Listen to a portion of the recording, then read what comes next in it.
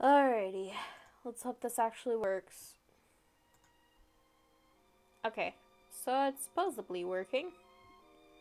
And it should be connected to Picarto. Because that's what I'm gonna be using from now on to stream. Oh god, no. Let's not think about that, though.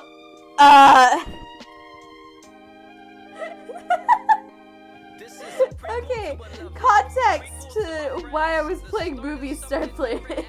No, that's not what I wanted. Fuck.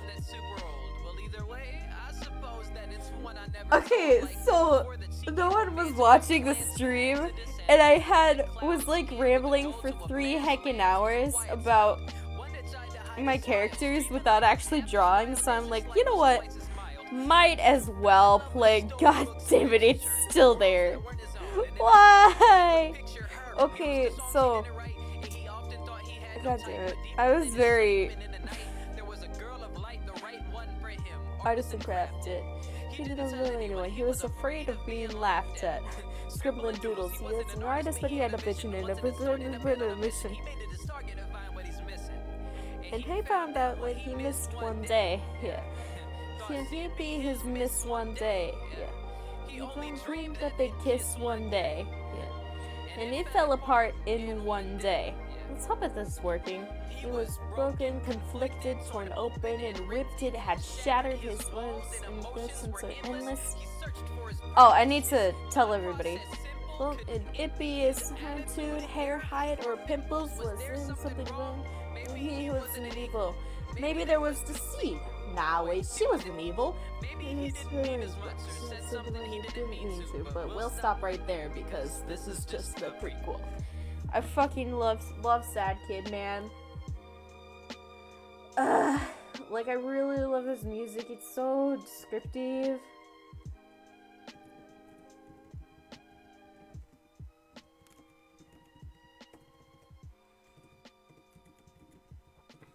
Okay.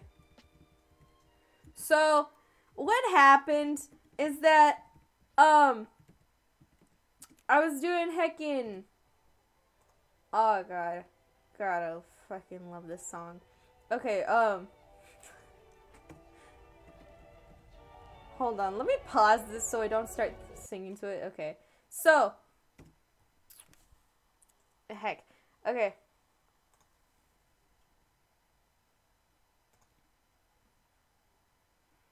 Why? Okay. God damn it.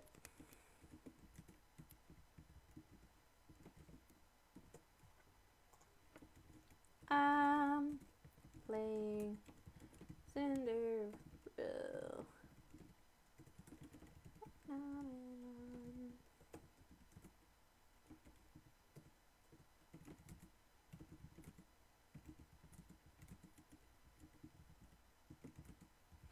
Okay, so let me explain. So, you know how we were playing Rumple/Chevalier's Room last time, right?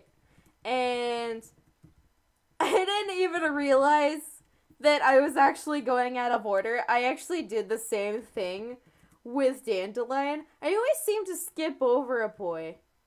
Like, I skipped over, I think it was Jiwoo. Not Jiwoo. Okay, so I played Jiwoo's route, and then I played Jion's route. And then I skipped over Jisoo.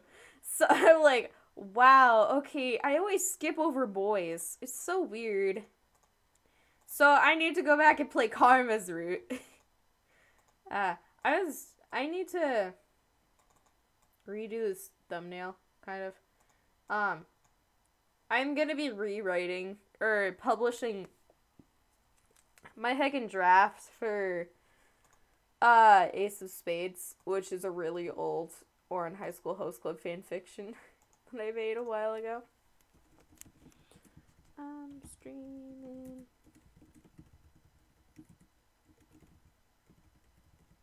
I really hate using @everyone, but I have the stream notifications muted, so... Hold on.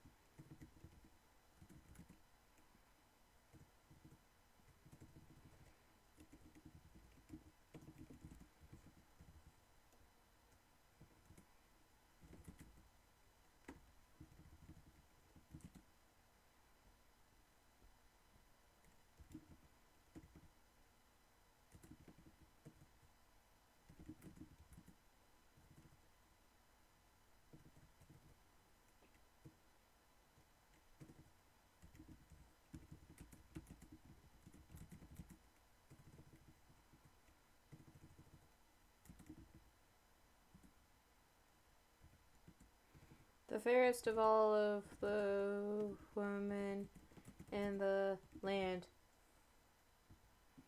Except that Karma isn't a woman. A woman. I forgot. Yeah, everyone. Why did I do that? Oh, okay. Everyone. Everyone. Yep. I was about to see if there were boobs. I was gonna be like, I forgot. Whoops.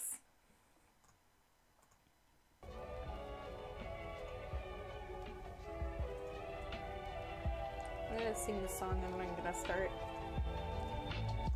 Your dreamy eyes are the focus of third period, and only time I break away is when the class gets serious. When it simmers down, the facts writing about our exploits. Your face, my inspiration. I have no choice but to pin down my did this heckin' song earlier. Whatever I think I'd say to you if there wasn't a distance, or maybe I just pass a pin and say I need an aspirin and fake a headache just to escape the class with a massive grin. You don't understand, we're dating. You just don't know yet. I find dates and excursions just to make sure you have no stress. I wrote poems that ah, God. more than you can fathom, and it's soon to speed the day up. Even when it's at its slowest, I prepared myself to die for you, and you don't even know my name. If it's all the same, I think I deserve to have my gaze. You know what? I'm gonna hold this up for later. They were the target, but I only want you, and I think that makes me the smartest day. I know your best color, white season, your favorite flowers bloom, and I treat you like a princess. Stuff I got around to asking you to be mine, but I can't find the time. Early bird gets the word, but I'm afraid of the feline, or maybe I fear reject. I just don't know yet. I refuse this bliss, and I know this, so I'll put it in a note then, one you'll never see. But to me, it's like I showed it to you. I fear regret is the sentiment telling me to hold less. Is this line that I heckin' mess up every single time I sing that line when I have the lyrics. Okay. I'm gonna try. I thought that was gonna be potion seller. I need your strongest potions. No, traveler. My potions are too strong for you. I find that so humorous. Okay, so we're gonna be doing Karma's route. And what I know about Karma is that, for the longest time, I thought Karma had the Neverland curse. But I can only imagine. I thought Waltz had the heckin' Beauty and the Beast curse. But then I'm like, wait, he has the Neverland curse. So it can only mean that Karma has the Beauty and the Beast curse. And I may or may not have been looking for, like, pictures of Lucette. And I stumbled across the bad ending picture for Karma. And so I'm like, okay. Oh? So, I can only assume what happens, but I don't have context to what happens. What achievements do we have? Does it show? Yeah, it shows the achievements. Spool of Gold. What? How do you get? What's the light and darkness? Hold on. Is this Shift Tab? Yeah. Unlocks the locked routes. What? Oh! Wait. You only had to do 2 of the... Okay. I guess you only had to do 2 of the routes in order to get the heckin', unlocked routes. Or the locked routes. But look at Ruffle! Look at Chevalier! Look at his beautifulness! I love his hair. I want to touch it someday because it looks super silky. I mean, Rod's does too, but his looks more silky because it's longer. I mean, their hair looks silky. I want to touch it.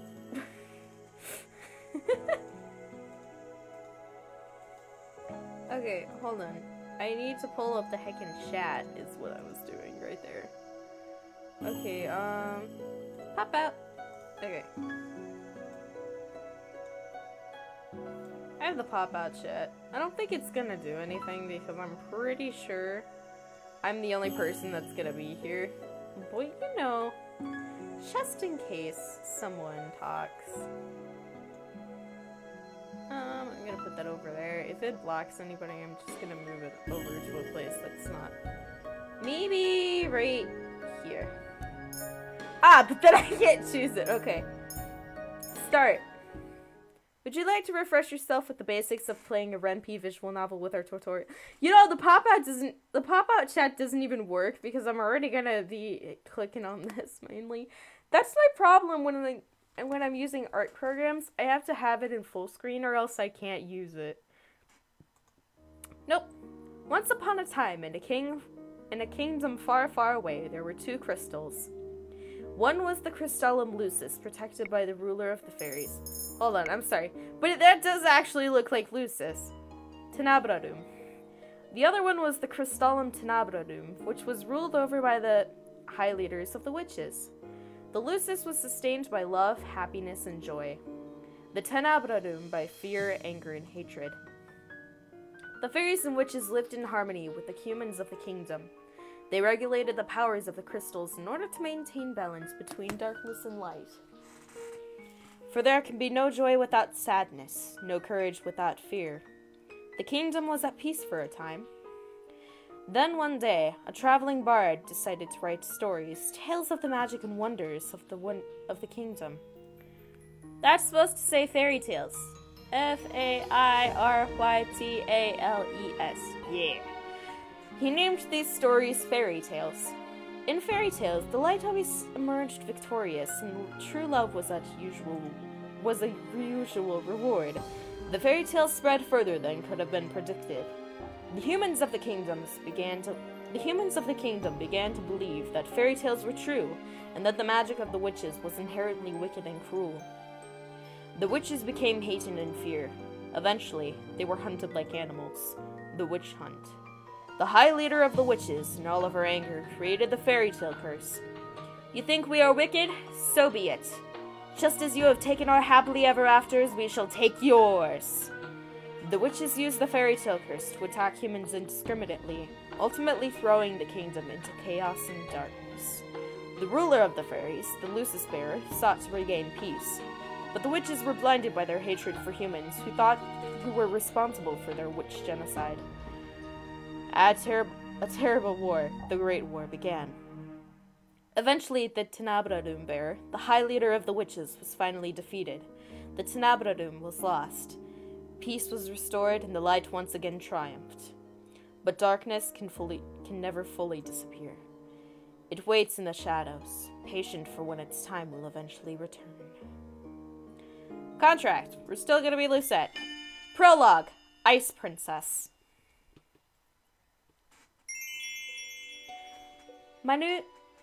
You've unlocked Fritz and Waltz's roots! Yay! Okay. My name is Lucette Riella Breton. I'm pretty sure it's Britain, but it might be Breton. Like Metaton. I'm gonna say Breton. Just to be safe. I know, it's been 3 roots and I still haven't confirmed that. Okay. My name is Lucette Riella Breton. Daughter of King Gennaro Breton the Third. I am the crown princess of the kingdom of Angiel. At least that's who I used to be. But that was before yesterday, when I became a victim of the infamous fairy tale curse. Anyway, I always seem to be on that side. Everyone has forgotten my birthright. Now, I am nothing more than a lowly peasant. I feel like I'm stuck in a nightmare. But no, this is my reality now. I still have no idea what I must do to break the curse. I close my eyes and remember that day. It had started out like any other day. Have you heard? Another person was cursed. I'm on my way to the dining hall for breakfast when I stop and listen to the sound of hushed voices. There are 2 maids standing next to each other with brooms in hand. These 2 are slacking off again. That's terrible. What fairy tale curse was it? They said it was Pinocchio. Pinocchio? The one with the lying boy whose nose grows longer? That's awful. You know, more and more people have been getting cursed lately. You think those wicked witches are up to something again? I thought the fairy tale curse would stop after you know who was defeated. You 2 are hired to work, not talk. What we're sorry, Your Highness. As only can be expected from the likes of them. Another fairy tale curse. The fairy tale curse started spreading even before the Great War began.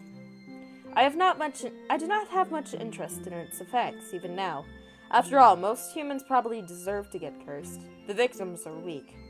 Angiel would be better off without the dead weight. If it were up to Mother, the curse would have been banished from Angiel the instant they fell prey to it. Ooh, harsh words! But Mother is not here anymore, and she will not come back, ever. Princess, the King and Queen are waiting in the dining hall. I am on my way. The King, Ophelia, and Rod are all present in the dining hall. Someone is conspicuously missing, but I ignore their presence. Good morning, Lucette. Good morning, Your Majesty. Good morning, Lucette. Lucette? Ophelia. Ophelia Woodensov. Every day I wonder why my father, the king, married a lowly baker. She could never be a true queen, for she pales in comparison to Mother. I take my seat next to the king, then look up at the person sitting opposite me. You know, I kind of hate it. Because she's like, oh, my mother is the rightful queen to the heir. Rightful heir to the throne. But she was also a lowly peasant when she got married. So why have the audacity to look down on your stepmother when your mother started out exactly the same way? Lucette. Like, seriously, goddamn. I take my seat next to the king, then look up at the person sitting opposite me. Silky. Rod Benedict Woodensov, my brother, is bored and quiet as usual.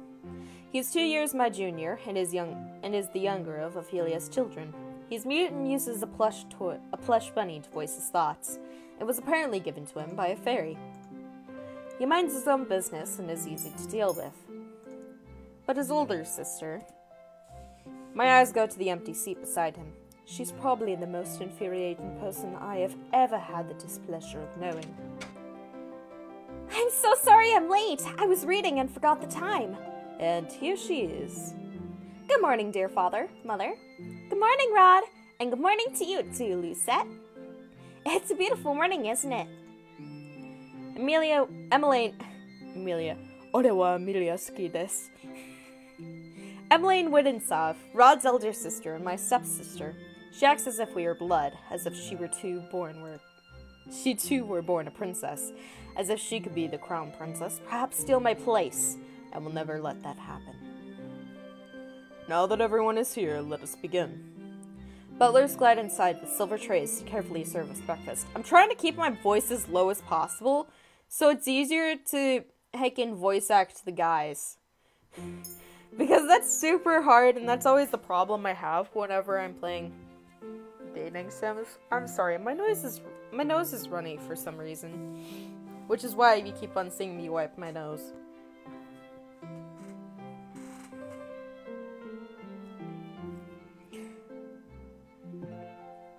Butlers glide inside with silver trays to carefully serve us breakfast. So, Emmeline, you were reading the fairy tale books that the king brought you?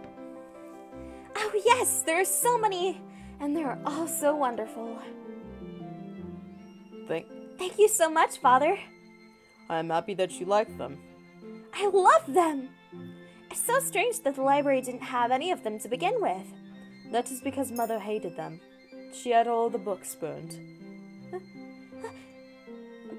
But why? They're all such charming stories.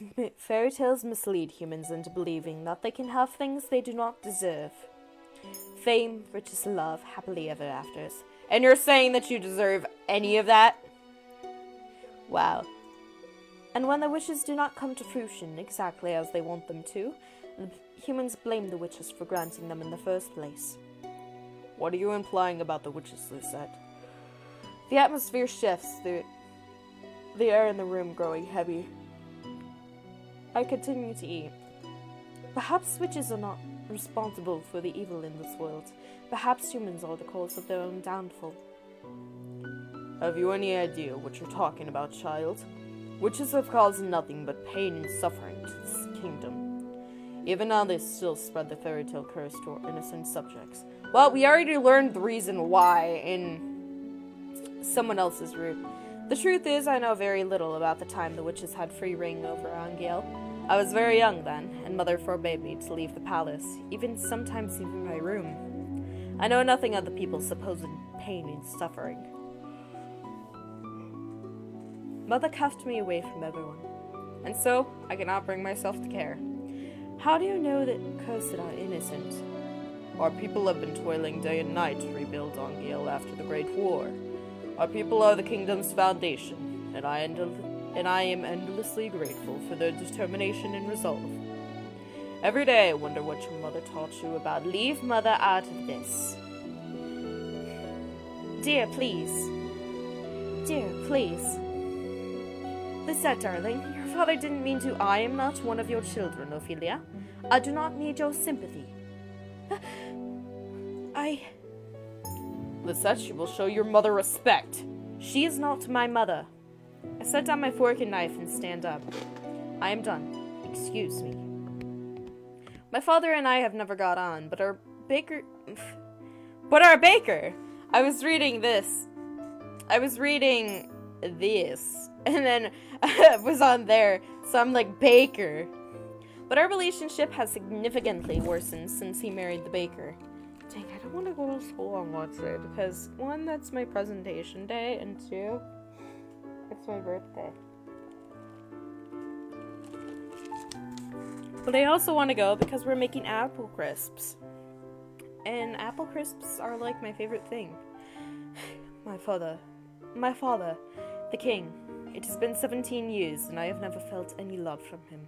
He treats Emmeline and Rod, who only entered our life 1 year ago, like his own children, better than he has ever treated me. This has been my life ever since Mother passed away 4 years ago. Okay, so you chose jelly? Okay.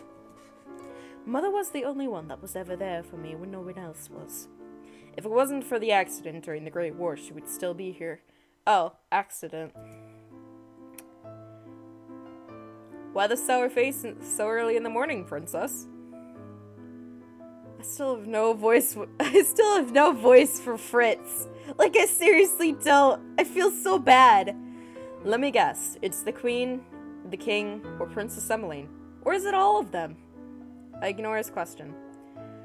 Fritz, what are you doing here so early? I'm running some errands for my father.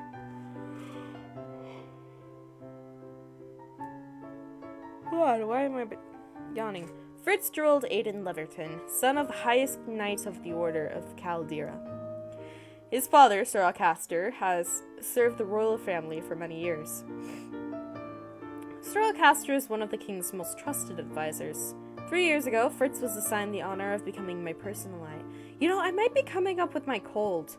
Like, I have a cold that always comes in April and May. Like, towards the spring, when the seasons are finally changing and getting better, I might be coming down with that cold because I haven't had anything during, even when it was flu season. It still is flu season, but it was super bad during the winter, but I never caught anything. So I'm only waiting for it to hit me super, super bad. Which I think this is the first part of it. Lovely, because I can feel the mucus in my throat. And I'm like, fuck. 3 years ago, Fritz was assigned to the honor of becoming my personal knight. His presence is the only company I can tolerate nowadays. You know, I think before I move, I'm gonna finish this game. You should wait in the throne room then. Thank you. Princess? Yes? You know, I haven't seen your smile once since I met you. Why is that of any importance? Still, I do hope to see you smile one day, Princess. Well, I won't take up more of your time. I'll see you at 10. 10? Don't tell me you've forgotten. Forgotten what? You're going to town today, remember? I deflate as the realization dawns upon me. It's been 2 days since the king issued the order. Lucette, I would like you to accompany Emmeline on one of our town outings. Wait, no, okay. So, like, I have different voices for everyone. Like, King Gennaro has, like, my lower voice. Mithros has this voice, which is, like, the wizard voice, I guess. Lark has this voice because he seems like the tribey bench person. Delora has this voice, which is just me overly sarcastic. Parfait has this voice, which is a little wispy and soft, but it still nonetheless works. Anise has whatever the fuck this is. Oh my god, I sound like Nep. That totally went like female Nanaki.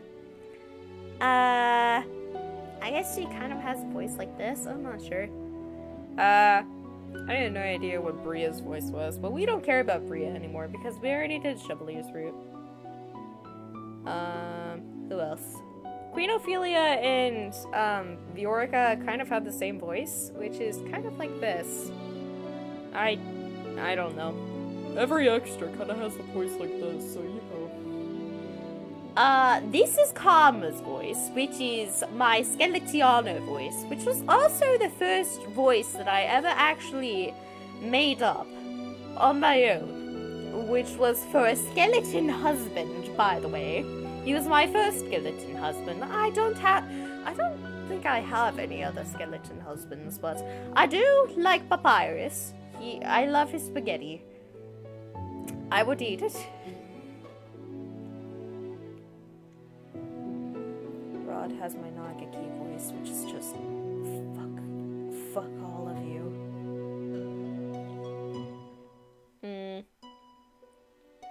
No one has this voice yet, and I need to have someone have this voice because this really works for someone.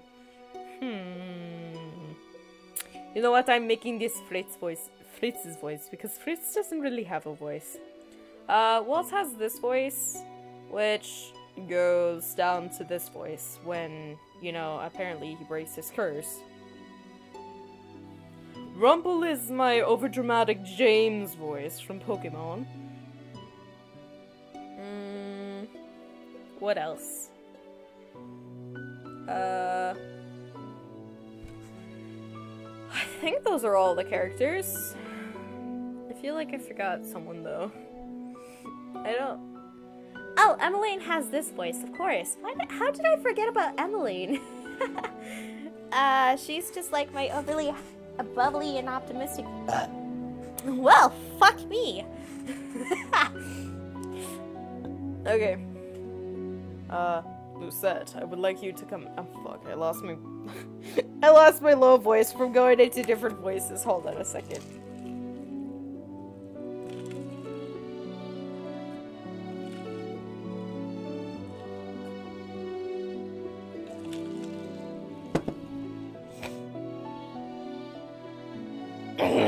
Okay. Lucette, I would like you to accompany Emmeline on one of our town outings. Surely you could send some maids with her instead. I would not have requested you to accompany her if I was going to send her with maids. I want you to make an effort to get along with your sister. Step-sister. She is your sister, and you will treat her and Rod as if they were your own blood.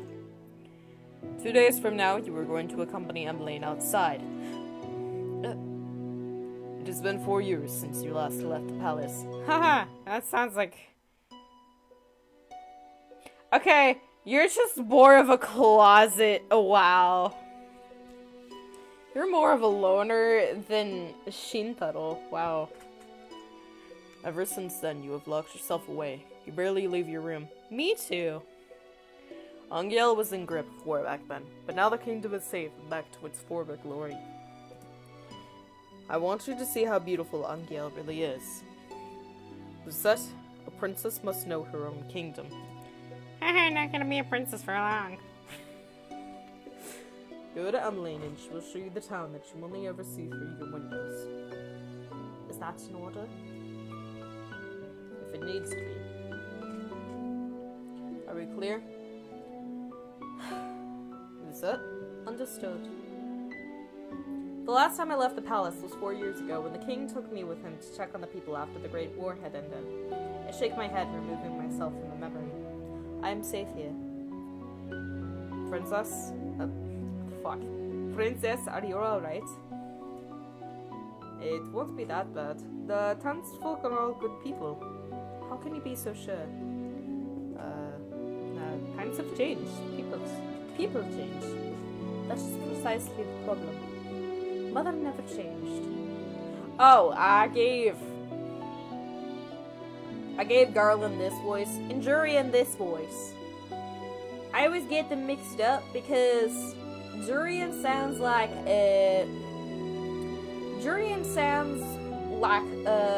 name that would fit Garland, and Garland sounds like the name that would fit Jurian. So I always get them mixed up. But I changed that. By the way, this is the voice that was adapted from Nagisa from 50% Off, despite never really watching 50% Off, so I just gave it to V. This is just my V voice. This is the voice that I got originally from Builder 40, and I used to annoy the crap out of my brother with it. And then I decided to give it to Willem and Ade from Mystic Messenger and Shall We Date Ninja Assassin. So it's just the foreign accent, creepy, what the fuck voice. I really love doing it. Mother never changed. Mother loved me until the end. Sometimes change is for the better, Princess. I think you'll see that for today. If you'll excuse me, I shall see you later. Goodbye, my princess. Laura, do you think witches are capable of bringing back the dead? I wish you could talk to me. You and the others.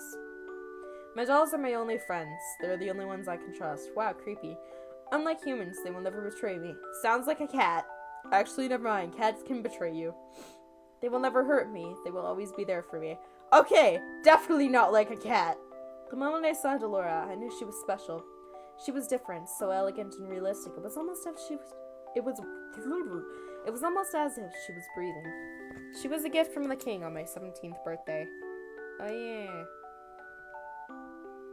Hold on, let me close out of Discord so you don't have to see the discourse and distort.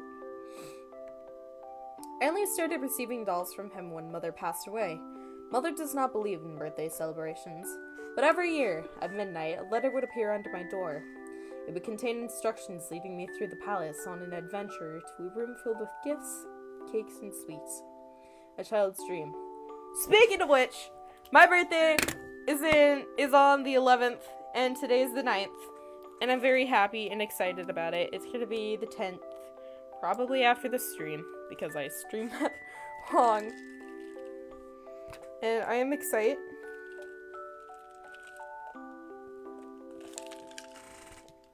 I have an appointment at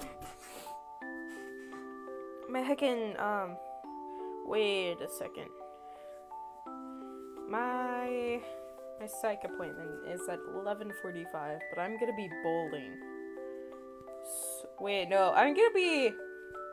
Okay, that works out, because I'm gonna be at lunch. Okay, I was about to get scared, because I'm like, wait, I'm gonna be at bowling at 3rd block tomorrow. That's not good, because I have to... Whoa, okay.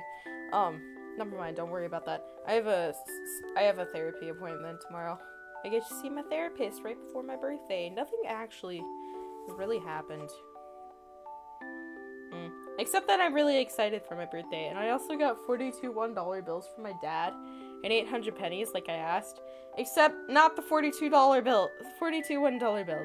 That was not expected. Okay.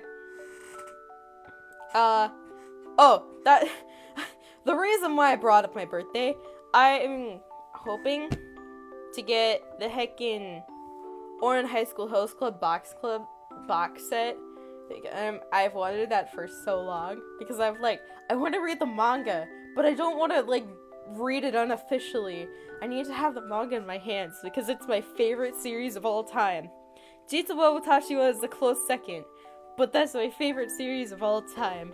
Actually, I read Jitsu wa Watashi wa for a long time, so I'm not sure if that's actually my favorite series. But I fucking love Hicking Oran High School Host Club. Yeah. But also, I hope that I can get the Huggable bundle from the Hatoful shop. If you don't know what that is, it's pretty much 3 little plushies. I think one of them's Oko-san, and one of them is Sakuya, and the other one is Shu. If I remember, one of them might be made Ryota, but last time I checked, that was sold out, so I'm not sure.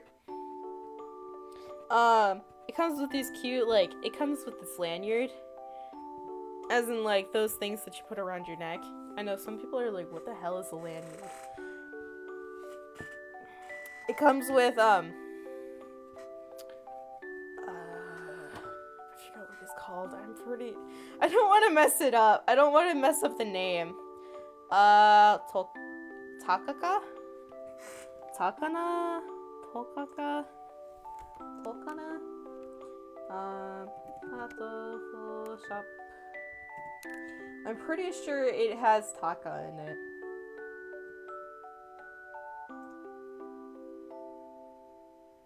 Takaba! Okay, it has the Takaba lanyard. Lab lanyard that you find in the BBL route for Hecking Hatoful Boyfriend. And it also comes with the infamous Meiryota body pillow cover. That's the thing that certifies my boobologist degree. Having a dakimakura. No one specified that it couldn't be a trap.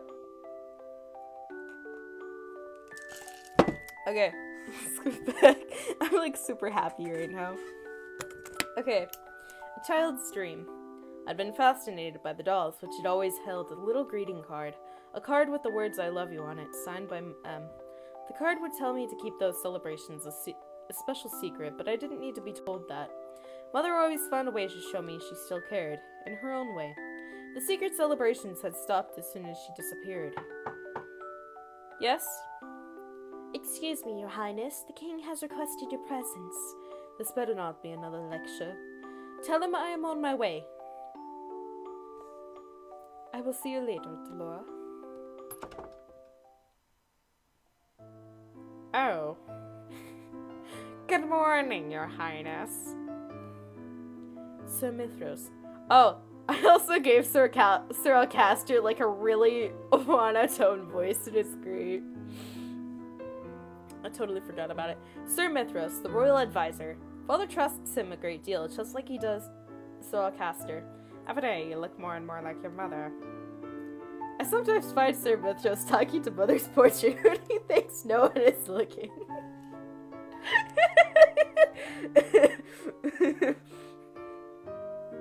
Me too. I think I used to talk to my Akise Anu framed picture when I had an Akise shrine. Even though I cried for him for about a minute, I made a shrine for Akise because I hated Yuno so much. Hold on, I still have the picture frame over here. Wait, hold on, is it over here? I really hope it is. Oh, I was looking at it. Wow.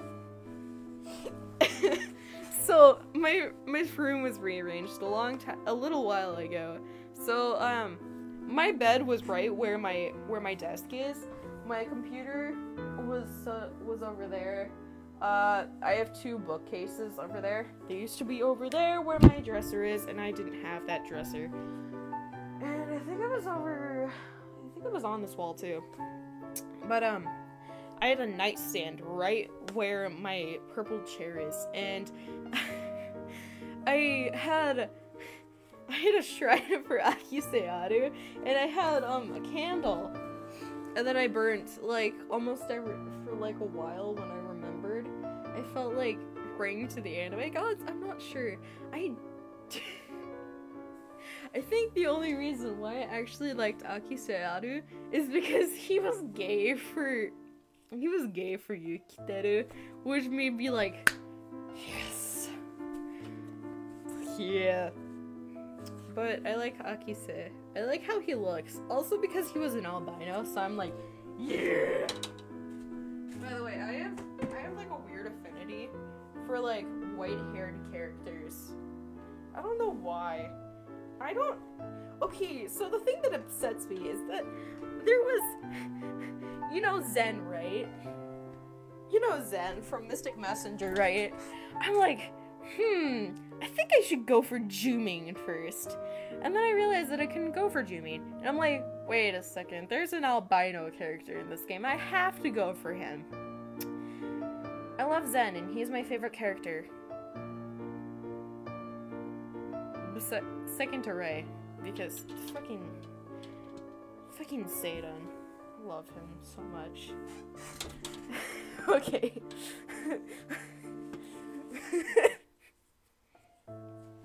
I'm getting so off track. But you know what? That's the fun of streams. Just go completely off topic is the best thing that you could do during a stream. It shows that you heckin' like what you're doing. Okay. Or at least that's what I find.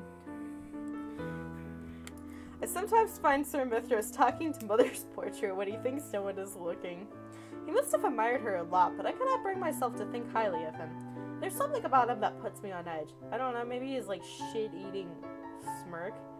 I mean, I have mixed feelings about Mithras because, you know, on one hand, he's like a sly bitch that wants to revive the evilness in the world because, you know, he cares about me deeply because he wants to use me as an object. But at the same time, I don't... God damn it. I have mixed feelings because of his looks, and I'm like, man, he's handsome. He really is handsome. Fuck. I guess that's what you call a problematic fave. I mean, people could say that about Seidan, but I don't find him a problem. So, hey! Are you on your way to see the king? I shall not keep you then. Until our next meeting, dear princess.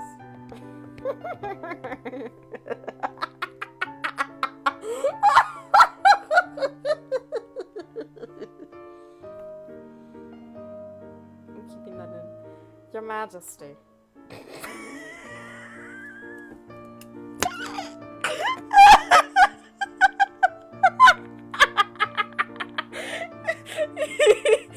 Okay.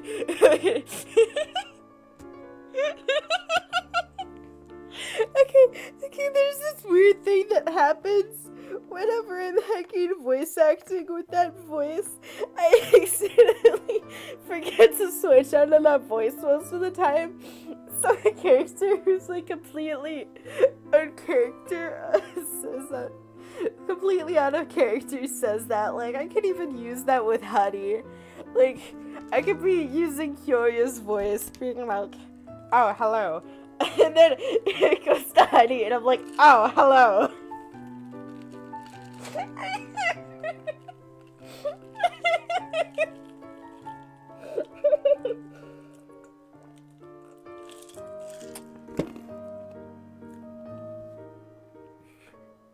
Your Majesty, I almost did it again. Lucette, are you ready?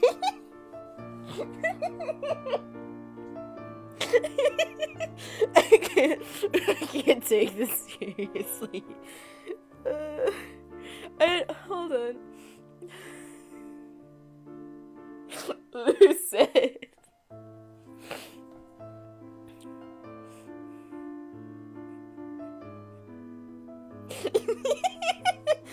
Okay.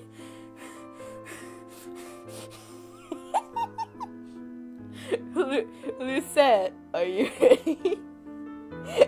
Let's go, girls. Okay, Lucette, I know you're like, fuck. Okay. I just had to take one look at her face and be like, okay, serious mode. You will enjoy this, Lucette. I've heard the toy shop has many lovely dolls.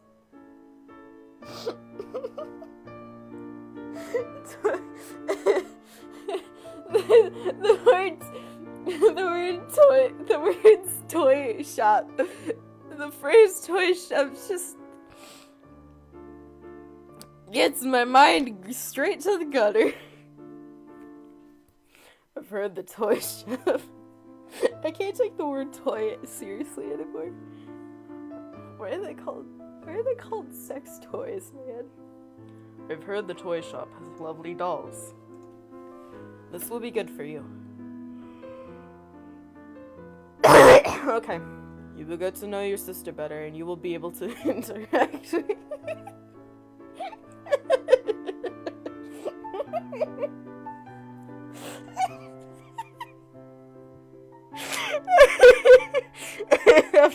I have funny humor in this shit.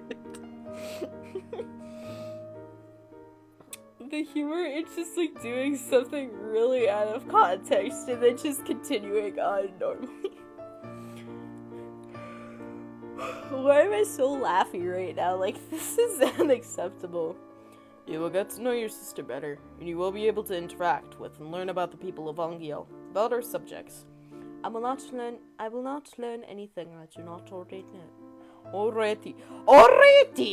Oh yeah!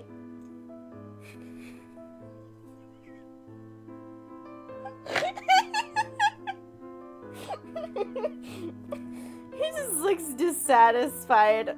Oh yeah. It doesn't help that his nose is red like Mario. Mario. King Mario.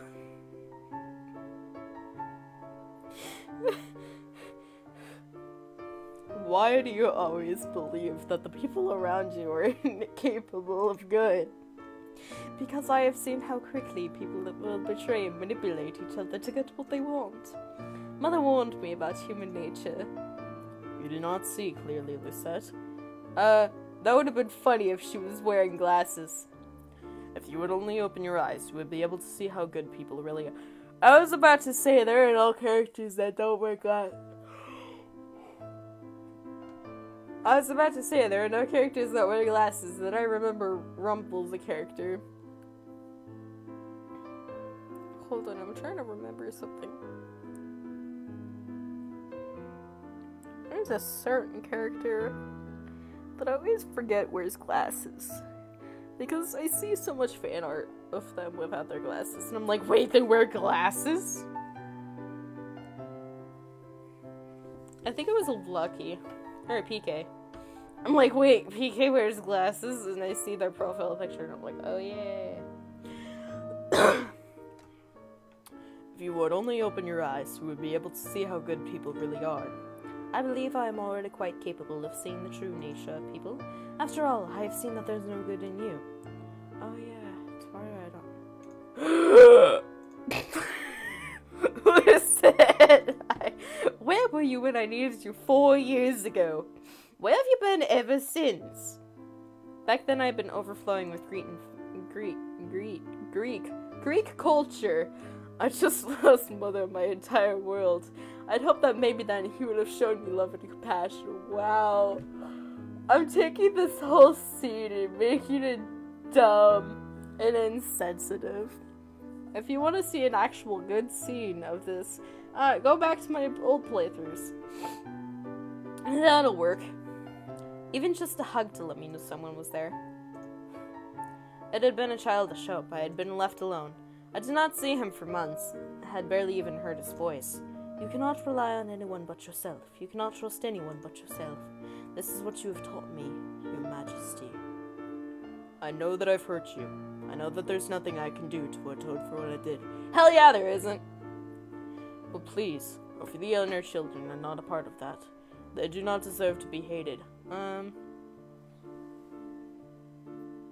you playing with my cattail? What the hell, Dobby?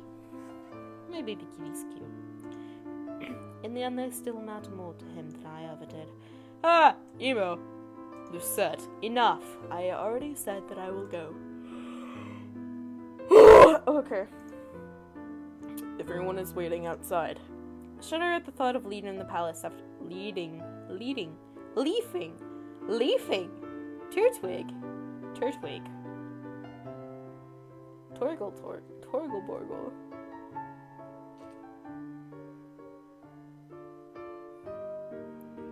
Torgle. Wait. Turgle. There we go. Turgle. Who turgled? I shudder at the thought of leaving the palace after so many years. Lucette, it will be okay. How can you be so sure? Yeah? What do you want, Dobby? Do you want food? I can give you food. Baby. Food.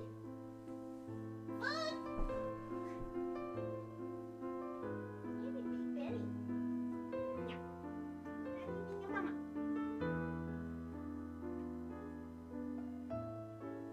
You want to see my baby? Look. Baby. No, baby. Baby. Are you okay?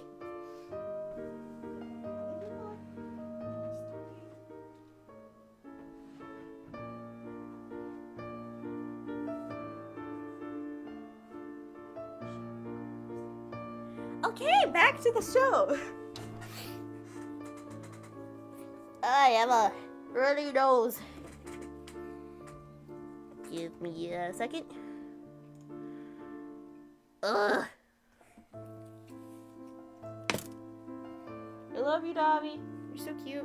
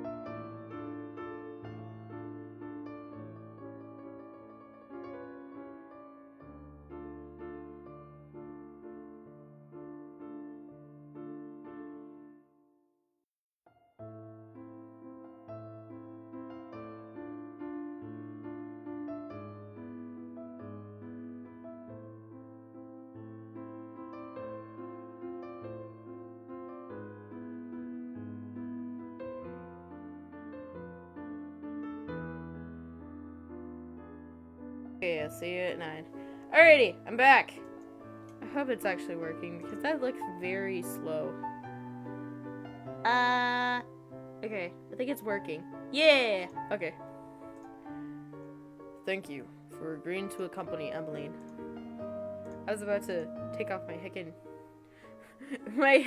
banner. Or my heckin' game being like, oh wait, this isn't needed. Dobby, are you cute? Because you are. Okay. I would not disobey an order from the king. Excuse me. Why are you such an ass? Hello, how can I help? Eureka! Emmeline! I mean Princess Emmeline. Good to see you. I trail Emmeline, ignoring her as she embraces her friend. I glance around the small shop. The dolls displayed are nowhere near the quality of the ones in my room. I cannot understand why Emmeline insisted she buy gifts for her friends here. I cannot believe I am outside the palace. There's no need to be so tense, Princess. I would never let anything happen to you. Your only job is to relax and enjoy yourself. You ask the impossible of me. There's no need to be so formal, Eureka. I'm still the same as I was.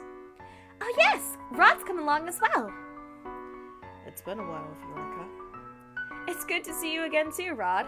And I must introduce you to Her Highness, the Crown Princess Lucette. The look on Viorka's face as she takes a step back from me is all too familiar. Fear. My apologies for being so rude, Your Highness. Good morning. And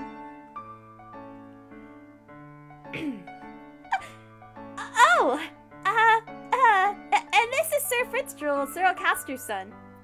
It's a pleasure to meet you, my lady. Oh, so you're Sir Fitzgerald. You really are as handsome as Emmeline described in her letters. I'm sorry? Please don't mind her, Sir Fitzgerald. I'm sorry, Emmeline. I didn't mean to. Right.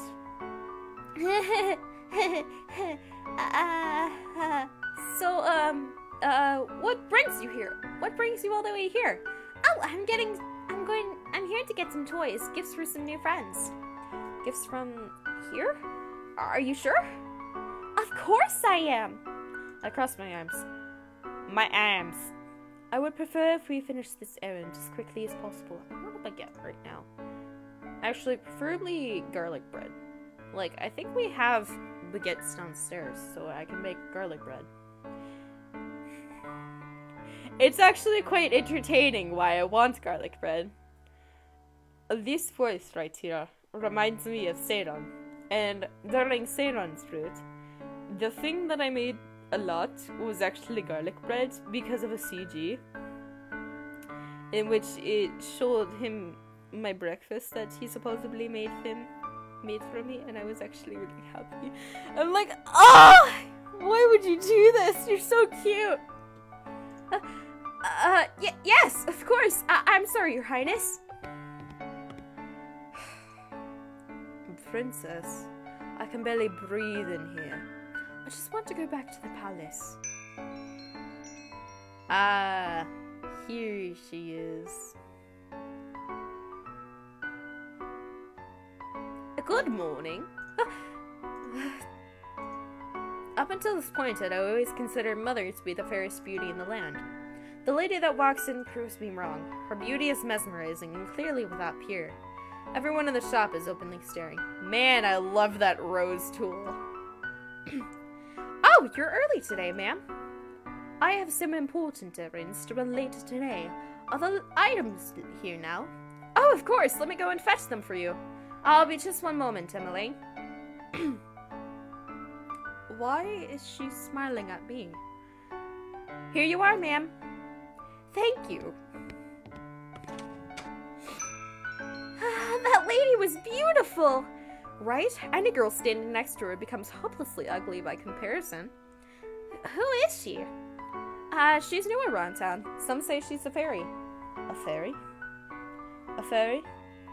Whenever Karma and Lucette are almost in the same room, and I'm alternating between their voices, Lucette's voice kind of becomes like Karma's, so I have to be careful of that. Fairies had saved Zangiel from witches 4 years ago. Everyone considered them our saviors. Tabby. Tabby. Tap, tap. No, tap, tap, tap. Tabby. Tap, tap. Come here, baby. Tap, tap. Where's your food for you? I'm for you, genius.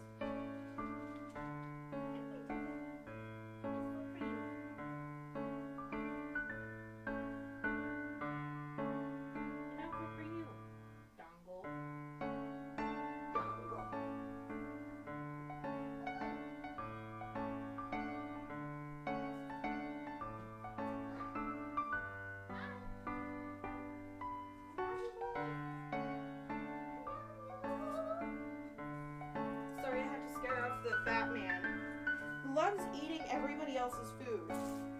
I mean, Tabby also likes doing that, even though she has her own specific kidney food to eat. I explained it in the stream, but I don't think anybody was there for that. Well, that isn't, you know, that's normal. My baby boy. My baby boy. Come here, boy.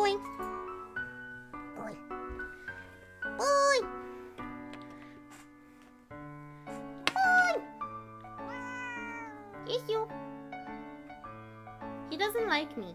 I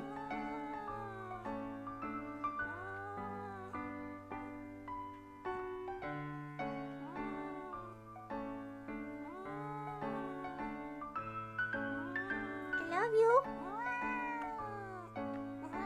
Okay, I'll let you go. Bye! No eating food. That's all. My baby kitten. Okay. Man, I've been so off track. Everyone considered them our saviors, and yet the fairies are still unable to stop the fairy tale curse from spreading. Here you go. Thank you so much. No, thank you, Viorka. I hope to drop by again soon. Good. I'll look forward to seeing you again. I hope to see you again soon as well, Rod. Likewise. By the way, if I don't finish the heckin' prologue by 11 o'clock, I'm going to just stop the stream. If I go over and forget the time, well, that's a loss. But I realized that I don't even need to do the prologue anymore because I've done it like 3 times. Leaving the palace was a bad idea. While I'm out, I'm the center of attention. Some townsfolk point and stare at me. Most, however, make a point of avoiding me. I'm just gonna go through this hotful style, like I'm the plague. There are some spiteful stares, but thankfully none of them are nearly as intense as they were 4 years ago. I'm sure the townsfolk are only surprised to see you again after so many years. Right. Fritz and Rod lag behind us, which only leaves Emmeline walking beside me. I cannot decide which is worse, the staring or her company. Lucette, look! A street performer! It's been so long since I last watched one. A street performance? Good day, everyone! My name is Waltz, and I'm here to spread some happiness and magic. The boy named Waltz snaps his fingers, and colorful flower petals start to rain down from the sky. Isn't that pretty, Lucette? And those are the two are those the two princesses there? It's an honor to have you in our presence. Please accept this humble gift. He snaps his fingers and white lilies appear in his hand. You like lilies? Take them. Oh, thank you. The boy looks at me as expecting some kind of reaction. When he gets nothing from me, he sighs and gives me a wry smile. I hope to see you again during my next show. We'll definitely try. He gracefully bows before moving back into his area to perform more magic tricks for a gathering crowd. There are performers like this all around Angiel. I love them. Maybe someday we'll get to see some musicians too. Those are my favorite. I do not intend to leave the palace again. But you don't like it out here? Rod and I grew up here. I love Angiel, and this is my favorite part of the kingdom. I wanted to share this with you, Lucette. I know you didn't really want to come, but you still tagged along. That means a lot to me, so thank you. I did not do this for you. I'm only here because the king ordered me to go with you. I just want us to be closer, Lucette. I would like to try and be your friend. I do not want or need your friendship. No matter how you act around me, we are not and will never be sisters. I'd take care to remember that if I were you. But Rod suddenly grabs my arm, pulling me away from Emmeline. Stop. He's staring daggers at me. He is glaring daggers at me. There we go. I think this is the first time I've seen him angry. Rod, don't let me go. Both of you want to stay away from me. I feel the heavy atmosphere as I turn to look at the people staring at us. Their expressions mirror the looks of the disdain I saw years ago. Anger, disgust, hatred. I begin to walk away. Princess, wait. Don't follow me. Princess! I adjust my cloak, making sure my face is hidden from view. I never should have left the palace. As I walk around, I feel the people bumbling down the streets. So carefree. They won't work hard They work so hard for so little reward. They could work their entire lives and never have a fraction of what I have, and yet they're all happy, and I heard Anise lost her job at the palace. It's true. Crown Princess Lucette made sure the poor girl was fired. I stopped in my tracks at the mention of my name.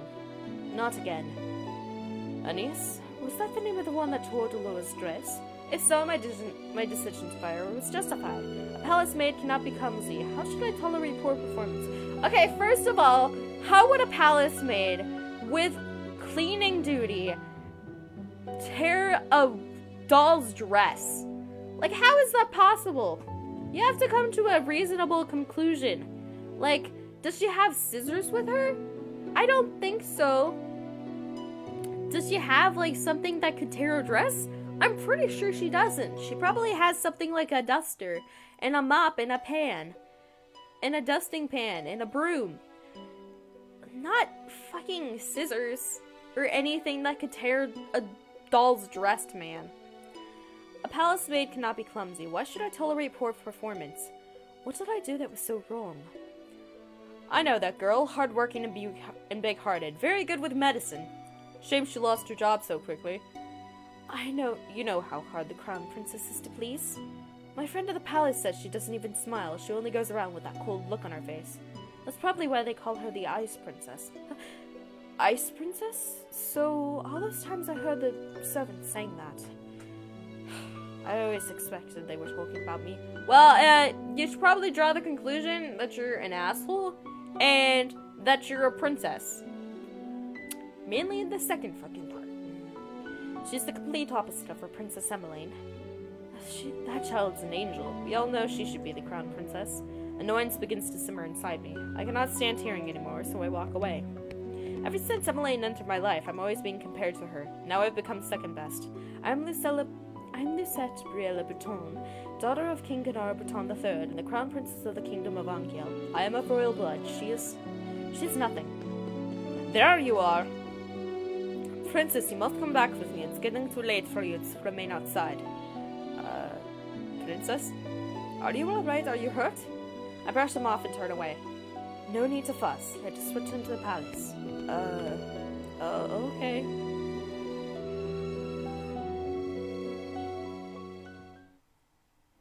Leaving the palace was physically and mentally draining. My bed is welcoming to my unusually heavy body. I turn to my head and meet Dolores' glassy gaze from where she sits on my shelf. I left the palace today, Lula. It was the same as all those years ago. Everyone looked at me like I was... What have I ever done to deserve those looks? How can I be so hated? Ice Princess. I wish Mother was here. I look at the smiling faces of my dolls. At least I still have all of you. I yawn and stretch my arms. Good night, Dolora. Twinkle, twinkle, little star, how I wonder what you are. Singing? But who? Up above the world so high, like a diamond in the sky. Twinkle, twinkle, little star. I blink my eyes open, only to see Dolores sitting right in front of me on my bed. Moonlight spills across her delicate features. How I wonder what you are. Wasn't she on the shelf with all the other dolls when I went to bed? Dolora? It's almost time. I pinch my cheeks to make sure I'm not dreaming. It hurts. Only 10 minutes before the clock strikes 12. I hope you're ready, princess. What? My doll just turned into a human. How? Who are you? You know who I am. I've been watching you since the day your father gave me to you. What is happening? I don't think I've ever been so confused in my life. All the answers will come with time, but right now, I'm here to give you something, princess. I really like how Dolora looks, honestly. Like, she looks so fucking sassy, but her, like that cross position is great. Is this Cinderella's very own glass slipper? It's too beautiful. It's beautiful. It's too beautiful. The realization dawns upon me. This music is creepy as fuck. You're a witch! Smart girl. I knew you'd figure that out eventually. Now it's time to say goodbye to your precious crown. What?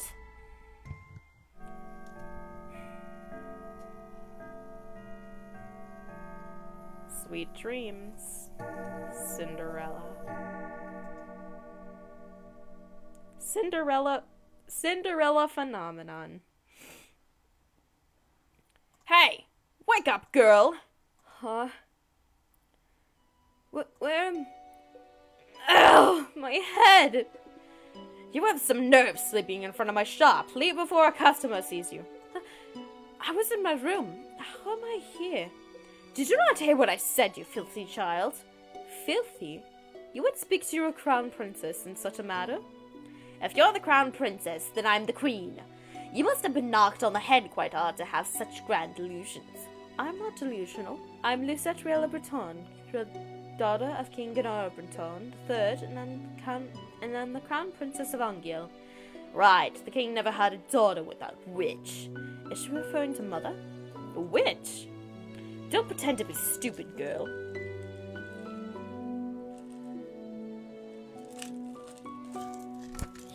I can only stare at her, puzzled. Our good king has only stepchildren, Princess Emmeline and Prince Rod, and you are most definitely neither of them. What? Now get gone before you go spouting your crazy gibberish at my customers and scare them away. Oh, that's saying and Sadon's mother. With a huff, she leaves me to my own rapidly turning thoughts. I quickly realize that I'm wearing tattered clothes and that I do not even have shoes on. No, this cannot be happening! Something shines against my chest, and I reach up to grab it. It all floods back. Delora being a witch, Cinderella's glass slipper. This isn't a dream. Delora gave me the fairy tale curse! My hands begin to tremble. I realize my door is open, and I'm probably being super loud. I must return to the palace to speak with the king. Let me in! Sorry, girl, but this place is off limits to uninvited guests.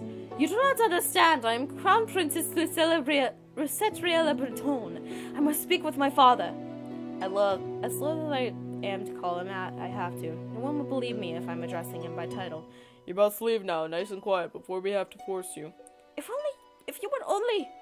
Make way for the king! The gates swing open, 3 horses trot out. Soldiers ride 2 of the horses, while the last horse has a different familiar rider. Hold on a second, I need to close my door before someone comes up. Hopefully that works better. Soldiers ride 2 of the horses, while the last horse has a different familiar rider. Father! I immediately move back to the path of this horse. Move to block the horse. The soldiers move to hold me back.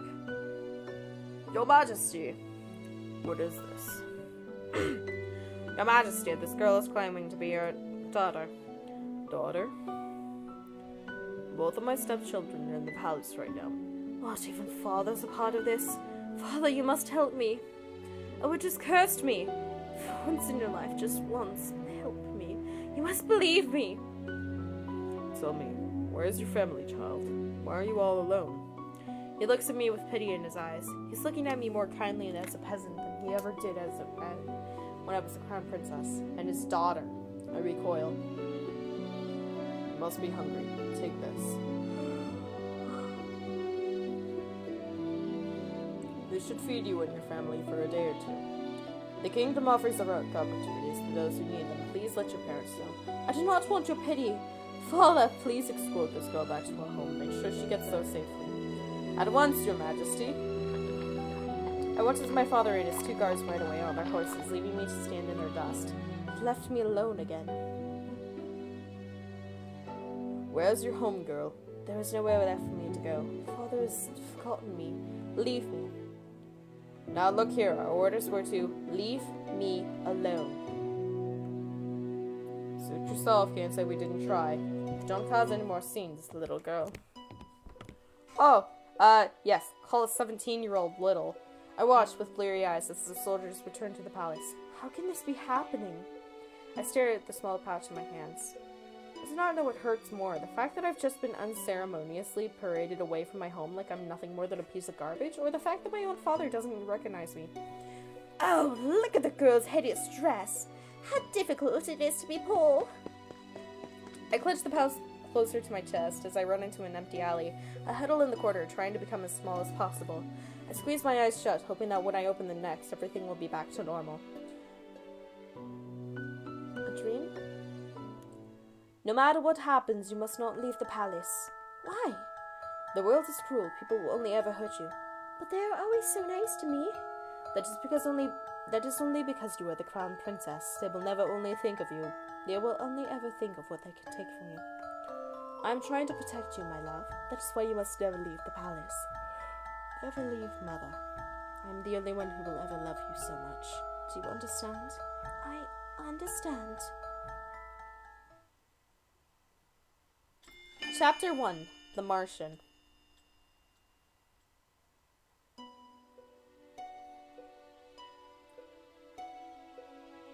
When I open my eyes, I'm still in the streets. I must have fallen asleep, but the nightmare continues. I'm cold in my rags. I hold myself for warmth, willing some of the cold away, but fail. My feet are numb and in pain, caked in the dirt that I've gathered from walking barefoot around town. Well, there's a frightful sight. Megha probably thought she could try her luck with the nobility that live around here. Ah, just look how ragged she looks. What are you looking at? A true woman that lacked the basic manners of a noble upbringing. Silence, girl! Do you know who you're talking to? No, and I don't care. What nerve! Let's just go. There's no reason to stoop at a commoner's level. I will remember you, and once I break this curse, I will make you regret your words. I've become acutely aware of the fact that I'm not eating anything for almost a day. I've been sitting here thinking of a new mess this my life. But moping around will not break my curse, and crying will not help either. I should find that witch first, but how? I have no idea where she is. Delora, I swear I'll make you regret doing this to me. When I find you, I will find food first. Is this all the kind of things that I'm worth? Leave, girl. A dirty peasant like you has no place at this restaurant. But why? I can pay. Find another place. You're scaring away my customers. Am I not a customer? Shoot! There's nothing for you here. You just swatted me away like I'm a fly. What nerve? What nerve? Sensing that this will get me nowhere, I ball my hands into fists and walk away. You have the same treatment at the next 3 restaurants. I try. I'm treated as if something less than dirt. My money has no real value. I'm the crown princess. They have no right to turn me away like this. I've been eating stale bread, anything that keeps the hunger at bay. The bread barely helps. Out of the corner of my eye, I notice a small bakery. There are croissants on display that make my mouth water. Slowly I begin my way up there. Ow! My feet ache with every step. They look and feel even worse than before. If only I had enough coins for a pair of shoes. The food's more important. If the rags that I'm wearing and the pouch of money are all that I have, then I need to prioritize. I will die before I beg. 2 croissants. You'll need to pay, girl. There are no free handouts here. I take a coin from my pouch and hand it to her. This should be more than enough. The shop owner stares at the coin before reluctantly taking it. She hands me 2 croissants in a paper bag. I will not ask where you got those coins. Are you implying that I stole them? How else would a beggar like you get that amount of coin?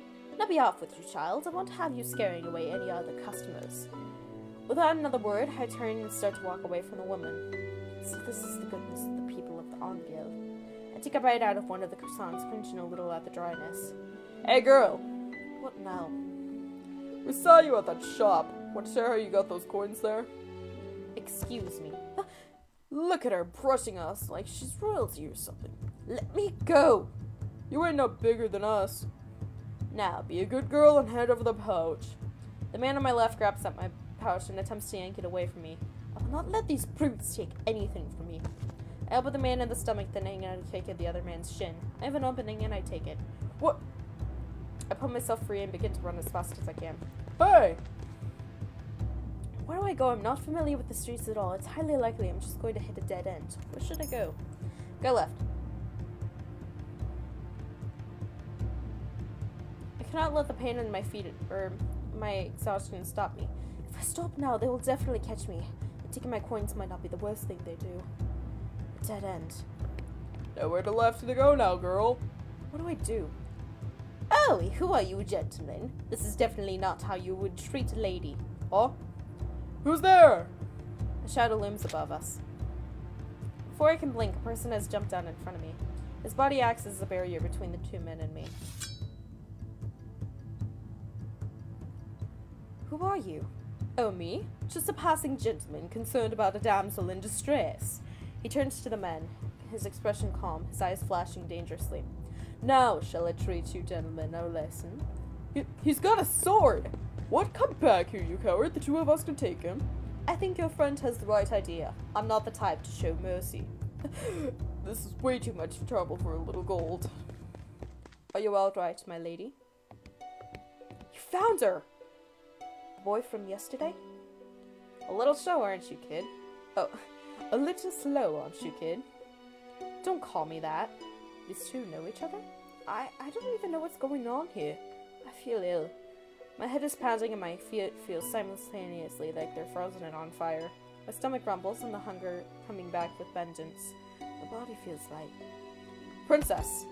Princess! Lady Parfait will be able to help her. You're right. We need to move now before anyone else sees us. Yeah. Hang in there, princess. Everything is fading. A dream? What is that in your hands, Lucette? It was hurt. I just wanted to help it, but it died. This is all my fault. It is not your fault, my love. It died because it was weak. But this is the word, Lucette. Only the strong survive. The weak get cast aside to die. You are not weak. Keep strong, my crown princess, and you do not need to cry. Now wipe your tears. I do not want to see you cry again. Do you understand? Yes. Now get rid of that thing and wash your hands. Did you not hear me, child? Yes, mother.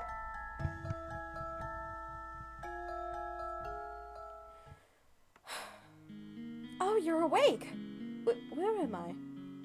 Oh, well, This isn't my room. My hands fly to my chest where the little glass slipper hangs from my neck.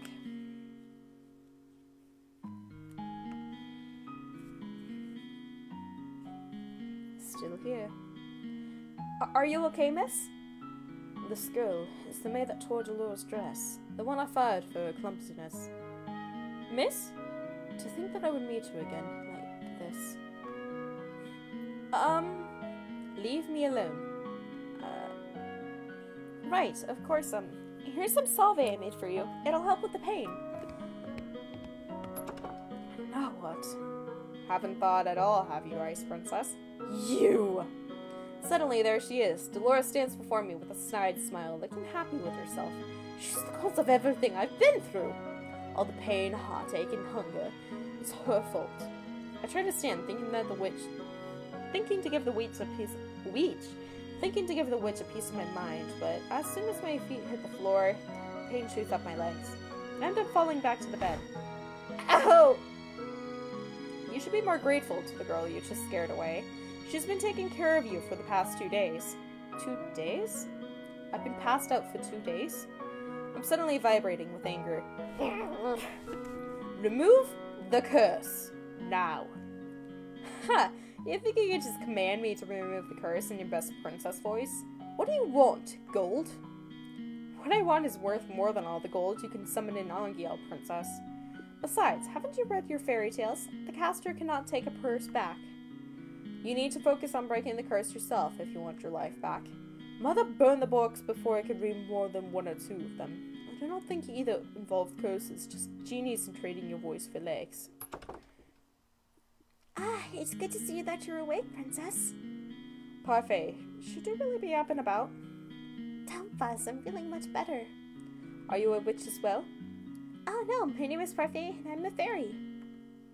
A witch and a fairy in one room? Being friendly with each other? Impossible. Oh, look at her face. You weren't expecting that at all, were you, princess? What is going on? I'm sure you have many questions, princess. How do you know that I'm the princess? How do you know I'm the princess? Don't be shy. She's a fairy. Of course she knows. I promise we'll do your best to answer your questions. I don't even know where to start. What would you like to know? Why was I cursed? Seriously? You're really gonna ask that? I wouldn't have asked if I knew the answer. You have such a temper on you. Very well, this one's got a simple answer. It's because you're a cold-hearted, cruel, wicked princess who deserves to be punished. Delora, a curse is the only way to force you to change your horrid ways. Delora, you could have put that more nicely. I'm pretty sure I was already being nice. Change? I wouldn't need to change. Are you completely unaware of how heartless you are to others? The coldness you show on your stepfamily and your father? The way you treat Princess Emily, why would they need to be treated any differently? You need to prove that you have some goodness in you, Princess. Some smidge of kindness. Why? People only show you kindness when they want something from you. The instant they get what they want, they'll just throw you away. What else would you like to know? How do I break the curse? The necklace you've got is one of Cinderella's class slippers. To break the curse, you must get the second slipper. Complete the pair. And how do I do that? By doing 3 good deeds. What? It's a very easy thing to do. At least for someone who knows how to be good. 3 good deeds? What does that even mean? Hold on. Kitties! Kitties!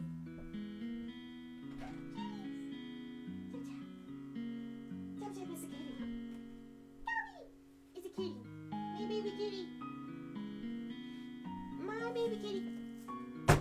Kitties! Ah! It's a kitty. I kiss the kitty. And she's like, no. Hold on, I need to charge my phone. It hasn't been charged ever since I came home from school. Which is not very good. Because it's still like 7% or something.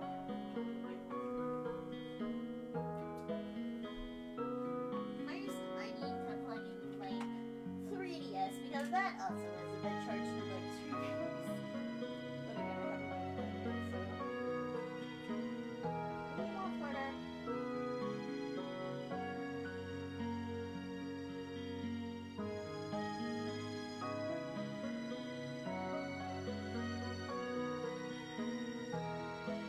Leonardo da Vinci.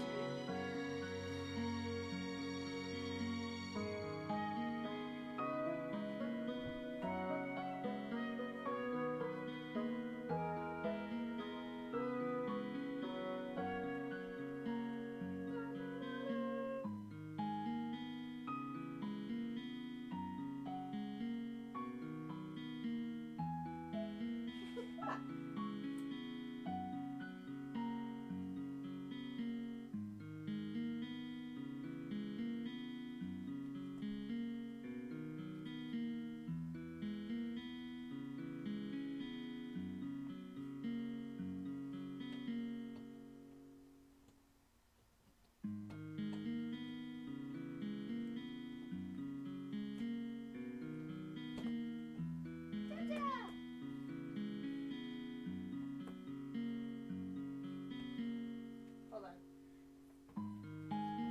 I was not looking at where I was trying to plug in my charger, but rather I was looking at my phone.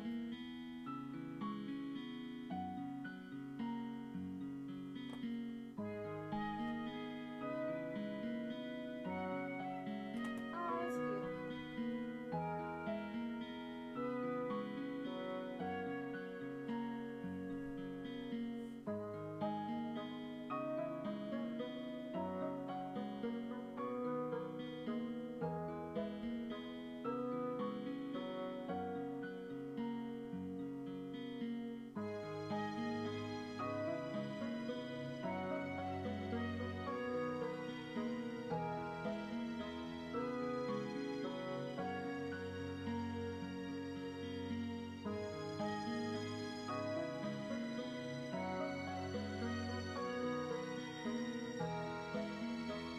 Okay, we're good.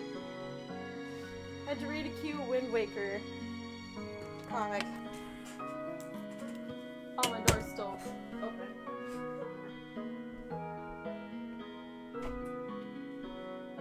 It's 52 right now. 3 good deeds? What does that even mean? Wow. I wouldn't even know where to start. Take heart, Princess. Goodness is innate in everyone. Are you sure that's the case with this one? Deloria, you're not helping. I'm a witch, and I think I have more goodness in my big toe than she has in her entire body. Now you're just being mean. For every good deed you accomplish, you will get a piece of the glass slipper. When you've gotten all 3, you'll complete the pair and the curse will break. Simple. I suggest you start by polishing that attitude of yours. What else would you like to know? What happens if I don't break the curse? I think you know the answer to that one already, Princess. What else would you like to know? What else would you like to know? Why are you two working together? To answer that, we'll have to give you a bit of a history lesson. Oh, I've got this. Once upon a time, in a kingdom far, far away, there were two crystals. Dramatics aside, there is one crystal in the kingdom called the Crystallum Lucis. It is powered by happiness and love. The other is the Crystallum Tenebrodum, powered by fear and anger. The strongest of the witches is the Tenebrodum bear. The strongest of the fairies is the Lucis bear. Parfait is the Lucis bear. I take in Parfait's pale and sickly appearance. She's the strongest fairy? The Great War greatly damaged me. My powers are a fraction of what they used to be. And with no child, I have no successor to my burden. What does a bearer do? The bearers regulate the energy of the crystals and keep the balance between darkness and light.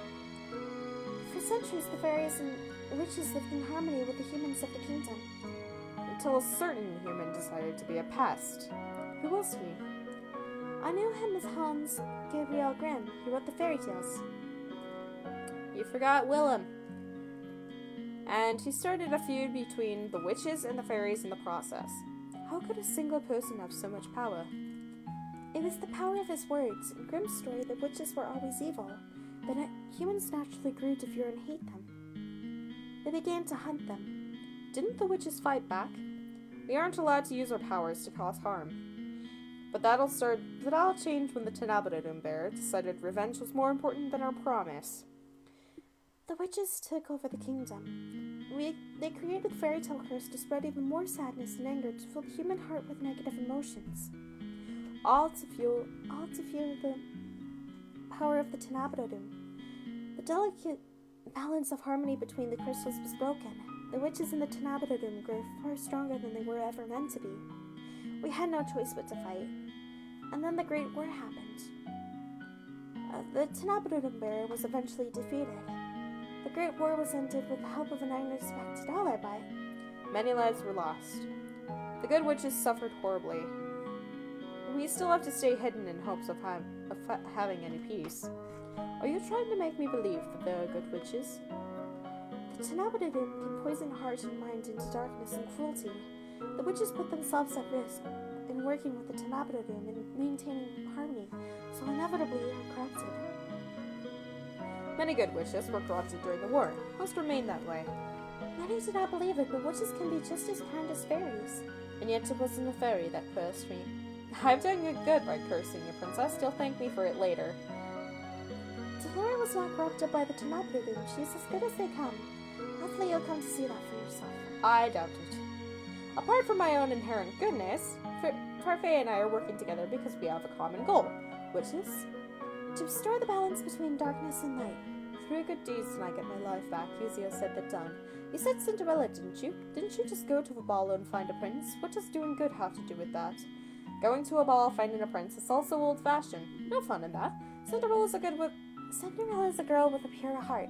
She's always willing to help others, even if they're cruel to her. Anyway, I've brought some clothes for you. I'll leave them on the table. We'll be waiting outside. There are some people I'd like you to meet. I cannot believe this. I look down on my neatly bandaged foot. I have to admit that while sore, they are nowhere near as painful as they had been 2 days ago. Why is my door open again? Here's some salve I made for you. It'll help with the pain. Why would she even care? How is the reason she lost her job at the palace? Oh, she probably doesn't remember that happened as the princess. But still, she has no reason to do such things for me. I ignore the salve for the time being and gingerly stand up, testing my feet for pain. The injury is definitely healing. I slowly walk over to the table and change into the clothes that have been left there. The dress is nowhere near as luxurious as the ones that I wear in the palace, but it's still far improved from my rags. All my life, I've never had to lift a finger, and now I will not let them see how much they have rattled me. I refuse to break. Just watch me. I will free myself from this curse. What is this place? There are several people in the room chatting amicably with each other. I notice the girl that has left me the salve by the counter serving the drinks. But as soon as the people in the room notice me, the room falls into immediate silence. Well, look at what we have here, the Ice Princess herself. Huh? They know who I am? Oh, I needed to do this. Hold on a second.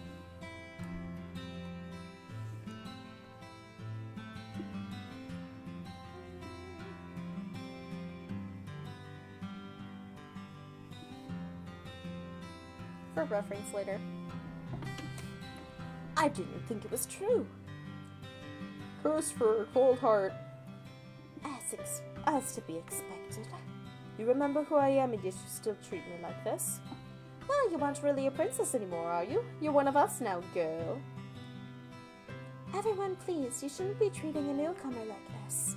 Princess, let me apologize. They mean no offense. I cannot believe that. Now when the people Parfait is referring to simply smirk and shrug as they meet their gazes. What is this place? Welcome to the Martian Tavern, a home for those with the fairy tale curse. You make it sound like some kind of holiday house. Don't ruin my moment, Delora. Martian Tavern?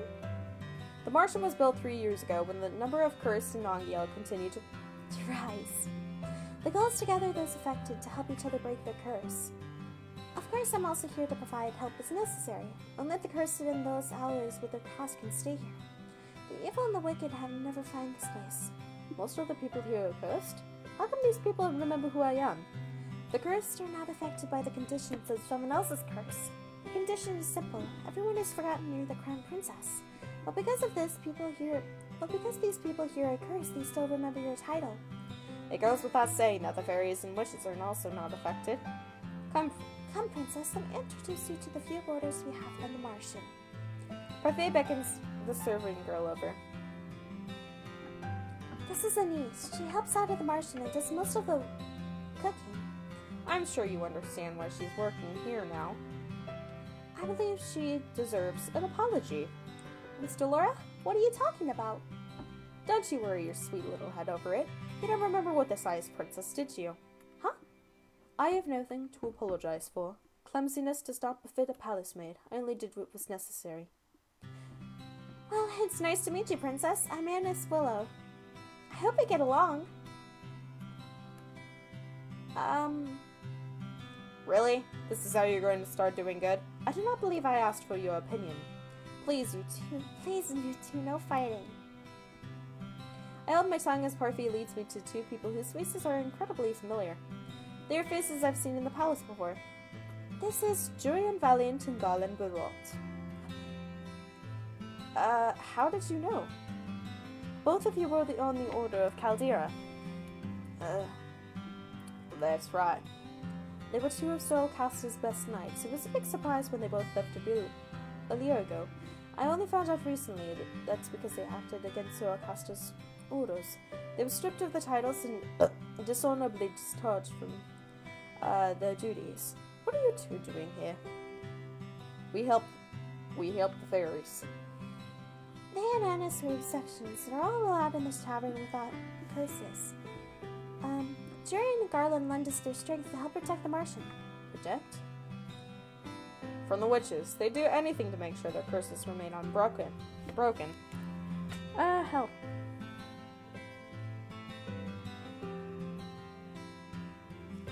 And what about you?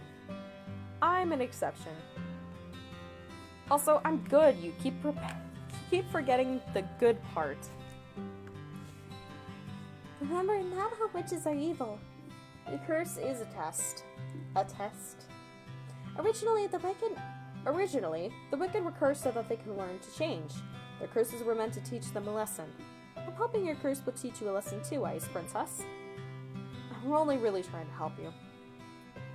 I don't need you to show me how to change. I just want my life back. Well, to do that, you'll have to break your curse. Try and make some friends, Princess. They might be able to help you break your curse. Oh, I'd love to hang around and watch the princess try to be friendly. We have work to do, Delora. Fine. Try not to make any more enemies, Princess. That's kind of impossible for her. The instant Parfait and Delora leave the room, the temperature drops several degrees. Now that I'm alone, I feel the cold stares return. Disgust. Contempt. As if I'm the reason they're cursed and have to take refuge in the Martian in the first place. Haha, funny. Make friends? All I've ever had are my dolls. I've never needed friends. I'll break this curse on my own. I told it was rude to stare. One man suddenly stands up, the anger appearance on his face.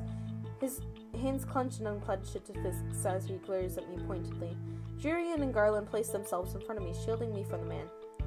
You know the rules. What happened in the past stays in the past. And no one is allowed to harm anyone else in the Martian. If you cannot comply, you are no longer welcome here. No matter, the Ice Princess will get what's coming to her. He throws one last glare my way before sitting down again. Break the rules and you'll get what's coming to you. That goes for everyone here. Jurian's tone is cold and firm. There's no doubt that she means what she says. So these are the great knots of the Order of Chaldea. And the Martian begins to settle down, and everyone eventually goes back to their conversations and meal. I walk towards an empty table, realizing that I'm being deliberately ignored. I become immersed in my thoughts as I sit down. One thought, however, comes to me immediately. They hate me. They hate me somehow when I've only ever left the palace twice in my life. How did this happen? The only people who treated me with any respect were Anise, Jurian, and Garland. Is this because they cannot remember who I am? Maybe being the Martian is not such a good idea. I doubt anyone here will help me break my curse. They'd probably rather see me suffer under its weight. Three good deeds? How am I supposed to complete three when I do not know if I can even accomplish one? May I join you? I look up and stare in shock at the beautiful lady from the toy shop. Her beauty still manages to take my breath away. What is she doing here? You were in the toy shop. Ah, yes, I was there picking up some items for a friend. I'm humbled you still remember me. Allow me to introduce myself. I'm Miss Karma. Your name is Karma? A suitable name for someone as beautiful as me, no? Karma, your narcissism is going to stare the princess away. Oh, you were the magic boy. Boy? How appropriate, boy! Call me that one more time and I'll ruin that pretty face of yours. You would hit a lady! How savage! Anyway, I'm Waltz Cresswell and I have the Neverland curse. What about you, princess? What's your fairy tale curse? Does everyone share what their curse is? We talk about it freely in The Martian. The point is helping each other break our curses after all. What the hell are you doing, Dobby? Hard to do that if we keep our fairy tales quiet. He pauses, then narrows his gaze slightly. Well, some people keep their fairy tales a secret. He eyes Karma briefly, cocking an eyebrow. The smile never leaves Karma's face. Oh, they're playing with the box. Has anyone managed to break their curses? I've been told that a few have. A few? It's not very reassuring. Well, at least the curses can be broken. I cannot particularly say that reassures me either. What is you, darling? Is it your curse? You can talk to us about it. Tell us what it is. Cinderella. Oh, goodness. Cinderella. That explains the nature of your curse. Only it's been reversed, hasn't it? Riches to rags. That's one way of putting it. Karma, you're not helping. You really are better off ignoring him, princess. He mostly speaks nonsense. He? Princess? Perfe's voice takes me by surprise. I hadn't even noticed her entering the room again. May I speak with you? I'd like you to meet someone, though I'm sure you already know him well. Rod? So you really are cursed. I was the one that gave Subby to Rod so that he still had some way to voice his opinions. Subby? Short for Sebastian. Cute, isn't it? It's nice to meet you, princess. Subby's voice changes when he greets me. The tone it uses is lower whenever it speaks for Rod. Perhaps that's what Rod's voice actually sounds like. Wait, if he remembers me, does that mean the mermaid's curse? What? That is my curse. That is my curse. Rod has been mute all this time because he's cursed. Does everyone else know? Obviously, they're my family. Even the king? He knows as well. So I'm the only one you never told? I didn't think you'd particularly care either way. He's not wrong, and I can't believe I didn't know. I was left out once again. What are you doing here? I have been trying to help Rod with his curse. That's why he comes to the Martian all the time. But I don't even want... Anyway, when I came here to confirm that you were truly cursed, I wanted to see with my own eyes. It was a big surprise when I woke up one day and you weren't in the palace. An even bigger surprise when I found out no one remembered you. It's been days since I was cursed.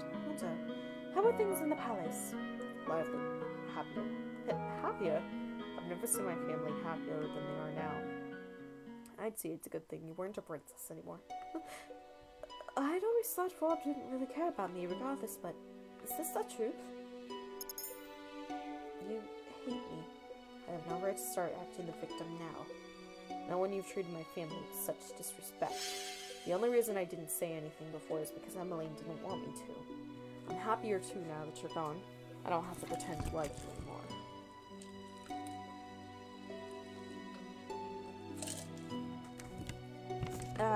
Nice. I'm going to return to the palace now. I'm gone and they're all happier. Your very existence has been erased to the palace. They've never known you. That doesn't mean they're happy without you. Even the king. What did I expect? Why did you bring me here? The people on the Martian, I shouldn't have left you alone in there. I'm sorry. You knew how they felt about me. What have I ever done to them? Now isn't the right time to explain. When will it ever be the right time? So many things have already happened to you. I need you to be patient, you said. Has the prince already left? Yes, he has. Princess, we'll talk about this later. For now, you must focus on breaking your curse. Did I miss something? No. Right. Maybe the fairy is right. I don't think I'm ready to find out how I made so many people hate me. Well, Parfait, I think it's time we get down to business. What should we do with her? What are you talking about? You, of course. You've got nowhere to go, right? She is right. I think back to the days I spent on the streets and shiver. I will do anything so long as I don't have to go back there. The princess can stay at the Martian with me and the rest of my warders. She only stayed there for 2 days, man. What the hell? I'd almost forgotten what hopes felt like. But you'll have to work in exchange for a room. I celebrated too soon. What? Magic has its limitations, just like anything else. Money doesn't appear out of thin air, not even for a fairy. The Martian doesn't attract many customers since only the cursed and the few others can enter. I sell my potions from there, but I have several hungry mouths to feed and my funds are tight. I thought fairies lived in luxury. Parfait, are you broke? Ouch. Even the Ice Princess can tell. And yet you still take people in? That's always been how Parfait operates. She's good-natured to a fault. I'm told suffocating beneath my dead will be what kills me. Me too. Why don't you just leave? I assume you make enough money to take care of yourself. Leave someone who's in need? I can never. And that, princess, is how goodness works. How goodness works? It's not as if I accept freeloaders. All my warders help me run the Martian and do errands. The princess has never worked in a day in her life. I doubt she'll be useful. If karma can be useful, anyone can. I have yet to see karma be anything but useless. Princess, you're more than welcome to stay if you're willing to help out.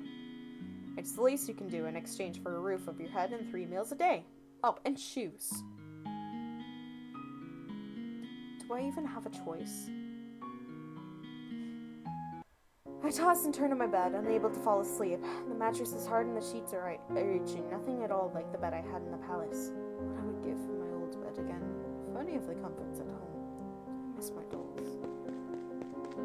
Lady Parfait! Lady Parfait! I sit up immediately. What is going on? I leave my room to investigate. Some of the other Martian warders, Waltz, Jurian, and Garland, are sitting on the study looking anxious. What's happening? Sorry, did we wake you? No, but the noises Garland was making would have woken the dead. Jurian and I found an injured man while we were doing our rounds. We brought him here. An injured man? Wait, what were you doing outside? It's almost 1 in the morning. Nothing you need to worry about. Lady Parfait and Anise are tending to the man now. These people, will they just help anyone they find on the streets? What if this man is dangerous? Do you think the witches got to him? It's possible. We'll have to find out when he wakes up. The next day, Parfait reveals that the man only suffered minor head injuries. She says that he expects him to wake up soon. I look at the tray of food in my hands. Anise asks me to bring it up to the stranger's room while she finishes the rest of the cooking. I would never have been asked to do this in the palace. Goodness, what's the poor tray done to you to deserve that look? I must say that it's odd to see the princess doing something nice for someone. What do you want? I have something to ask the man that was brought in last night. Seeing as you're being good enough to deliver breakfast, I thought I'd just tag along with you. If you're going to just bring this tray up for yourself, you're not in any position to delegate your duties to me, Miss Lucette. Come on, our guest must be famished. Seeing no way out, I followed Laura out to the spare room the man had resided in. Come in. Rumble!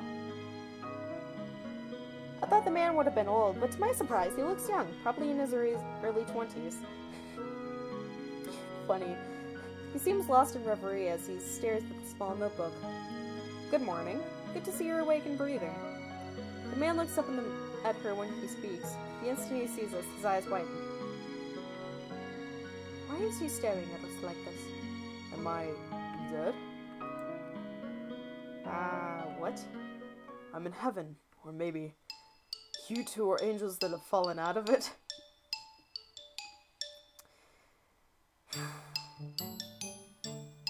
I see.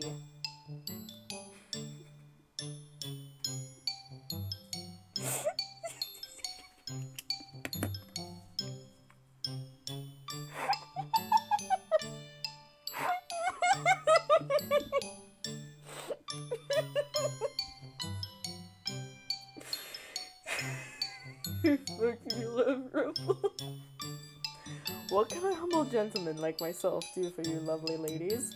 You know, Rumble's the reason why I still play this prologue. Ah, you could join me on this bed. It's very comfortable and there's plenty of room for the both of you. I'll follow your lead on this one, Princess. Princess? Ah, of course, such a lovely lady could only be a princess. Look at the noble way you hold up the tray. Can I throw the tray at him? I'm tempted to let you. Feisty as well. Oh, be still, my beating heart. Huh? You... Oh, he's awake! Another lovely lady has entered my chambers. I don't think my heart can handle the perfection of the three of you at once. I think I know how Casanova here got those head injuries. Some lady decided she had enough of his rubble and wanted to punish him. But the Lord of Patience, he may not be in the right state of mind right now. He did take injuries to the head after all. The man finally stops to just look at me. He narrows his eyes and stares so hard that I almost want to slap him. What? You're familiar. But... no, it's impossible. Aren't you the crown princess? What are you doing here? If he knows, then he's... well, he's definitely not a witch or a fairy. Can only mean one thing if he recognizes the ice princess. What's your name, good sir? I would answer any questions you ask of me, madame, but, The man looks down at the notebook in his hand. I don't remember. Amnesia?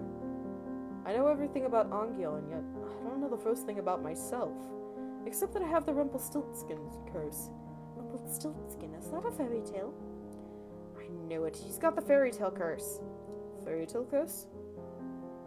Do you remember how to break it? From what I remember, I need to somehow collect 3 memories and get them to appear in this journal as entries. He shows us the notebook he's been holding on to ever since we entered the room. My first memory is waking up and holding this. I thought there would be information in here, but it's just empty. Another victim of the curse. You must be tired. Lucette will leave you your breakfast here, and we'll give you some time to yourself. outside if you need anything else. Rumpelstiltskin. What is that fairy tale about?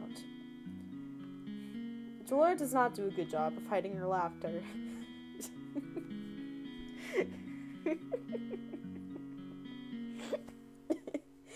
She snorts and I cross my arms embarrassed. Mother burned the fairy tales in the palace before I got the chance to read all of them.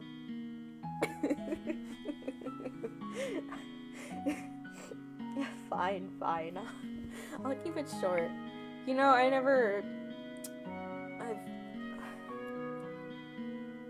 can't say that I didn't know about the Rumpelstiltskin actual fairy tale before this. The ones that I didn't know, or I don't know, are the Neverland, which I know is like Peter Pan and Tinkerbell and shit, but that's all I know, honestly.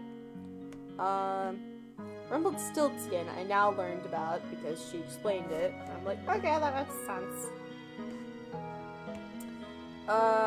I researched up on Cinderella, even though I already knew what the story was. And then I didn't know how The Little Mermaid ended until I actually read it. Until I played Rod's Root. I'm like, oh, I remember now. Fine, I'll keep it short. Once upon a time, there was a girl that was said to be able to spin straw into gold. The king found her and locked her up in a tower. He said he wouldn't let her out until she turned all of the straw in the room into gold. But the girl was just a regular human girl. She knew she would never be able to turn the straw into gold and feared that she would be locked up forever. Then there was an odd little man appeared before her and offered to do the job for her if he gave her something in return. The girl gave him her necklace, and the man spent the rest of the night spinning the straw into gold. However, the girl wasn't released. The second night, she was given more straws to spin, and the little man appeared once more. This time, she gave him her ring. On the third night, the king ordered to spin the straw one last time, and if she did, she would be released and made his queen. However, that night, the girl had nothing left to give the little man, so they made an agreement. She would spin the straw into gold for her so long as she gave him her first child. I personally never understood why the girl would want to marry the king in the first place. Hush, I'm trying to tell a story here. Years passed and the queen finally gave birth to her first child. That night, the odd little man returned and demanded a suit, but the queen didn't want to give up her child. The man then said he wouldn't take her child if the queen was be able to guess his name in 3 days. The man's name was Rumpelstiltskin. Did she guess it? Oh, yeah. The night before her time was officially up, the queen was drawn to the forest by the sound of a little voice. She saw the little man celebrating his upcoming victory, singing about how nobody would ever would guess his name, which was his real name, which was Rumpelstiltskin. Does not sound particularly smart. That's what Rumple is. So agrees with the general populace. Sometimes I wonder how Hans was able to come up with such tall tales. Well, the Martian is opening soon. I expect another busy day. Especially busy for you, Lucette. You need to start coming up with the good deeds. Now it makes more sense on hicking Rumple's fairy tale. Oh, Rumple's fairy tale. Hold on, let me tell you what it heckin' was. Okay, so princess. That's not princess. Yeah, Dobby? Gave up necklace. Rumple / Chevalier gave up stethoscope.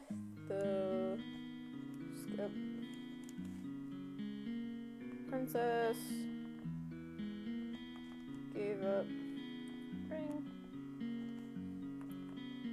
Chevalier gave up engagement ring. And then third, princess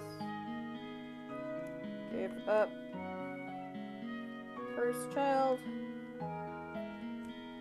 which would be possible memories, possible future happy memories that she could have made. And then Chevalier gave up his memories. himself. So that's pretty cool that they had, like, 2 of them. Like, your stethoscope is worn around your neck. And then they're both rings. Both really important things.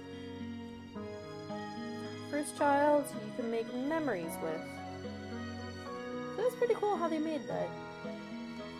I thought that was pretty clever. I'm working on something, I guess.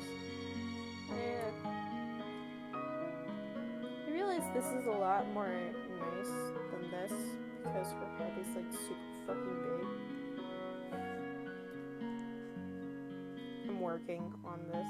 Hopefully it works better. I've been recording for 2 hours, golly. Okay. Especially for you, Lucette, you need to start coming up with 3 good deeds.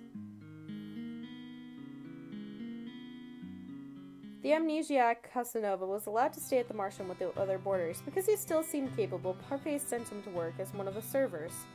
As one of the Martian servers. And as his protest that he remain in bed fell on deaf ears, Parfait couldn't very well throw him out, not well knowing that he had nowhere to go. I would be incapable of showing him kindness given all of the nonsense he spouts at us. The people that frequent the Martian began to steadily ignore me altogether, like I don't exist. It's better than the stares and hateful looks. Rumple, you aren't here to flirt! But this lovely lady is unattended. Say Rumple, please, you're making me blush.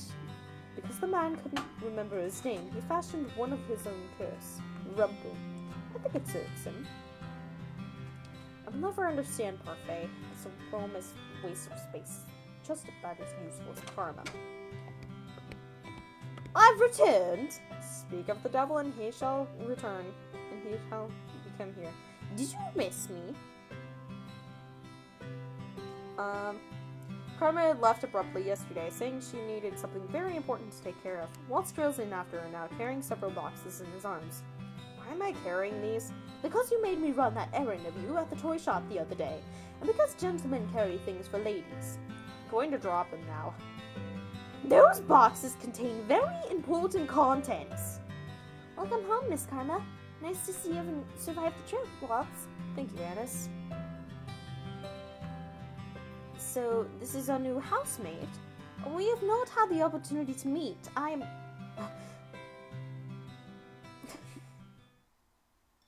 freaking love the sharpness of Karma's aching eyes.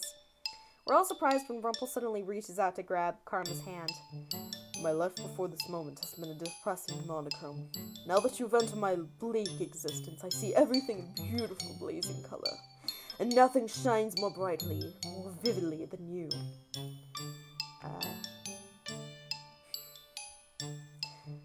I am Rumple, my sweet. Let us talk of marriage. That is my favorite fucking line in this game. Nothing can top that. My name is Rumple, my sweet. I am Rumple, my sweet. Let us talk of marriage. I stare at Karma, waiting for her to flirt back. At the very least, I expect her to wave Rumple away for being a fool, but she remains eerily silent. Answer, my angel. I beg of you. Keep. Say the word and it is done! Your filthy hands off of me! Me too. Not again. I would never be interested in the likes of you. Go on, lad, give him a good beating like the one you gave to me! My queen, there's no need for violence. What did you call me? Please calm down, Rumple's still recovering. What is going on? Karma's a man. Doesn't take kindly to being flirted with. Or proposed to. She is a man? But your voice, your face, your breasts! Ow!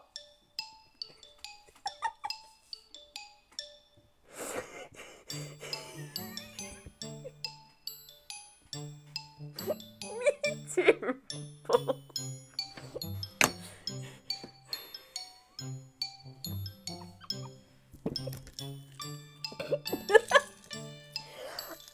I almost choked on my hands.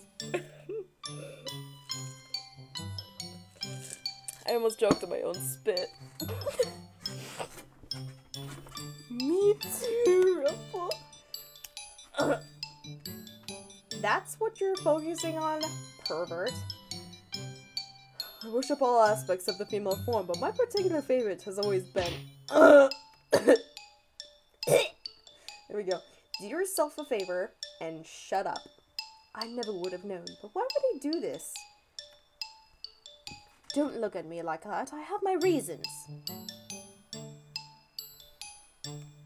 Don't look at me like that. I have my reasons. Is it because of your curse? Yes. I am undone. My heart is in pieces. Okay. You renew him for 10 fucking minutes. For those who can hear the music of their hearts like I, it only takes a look to fall madly and irretrievably in love. I must leave. My heart will need time to heal. Me too.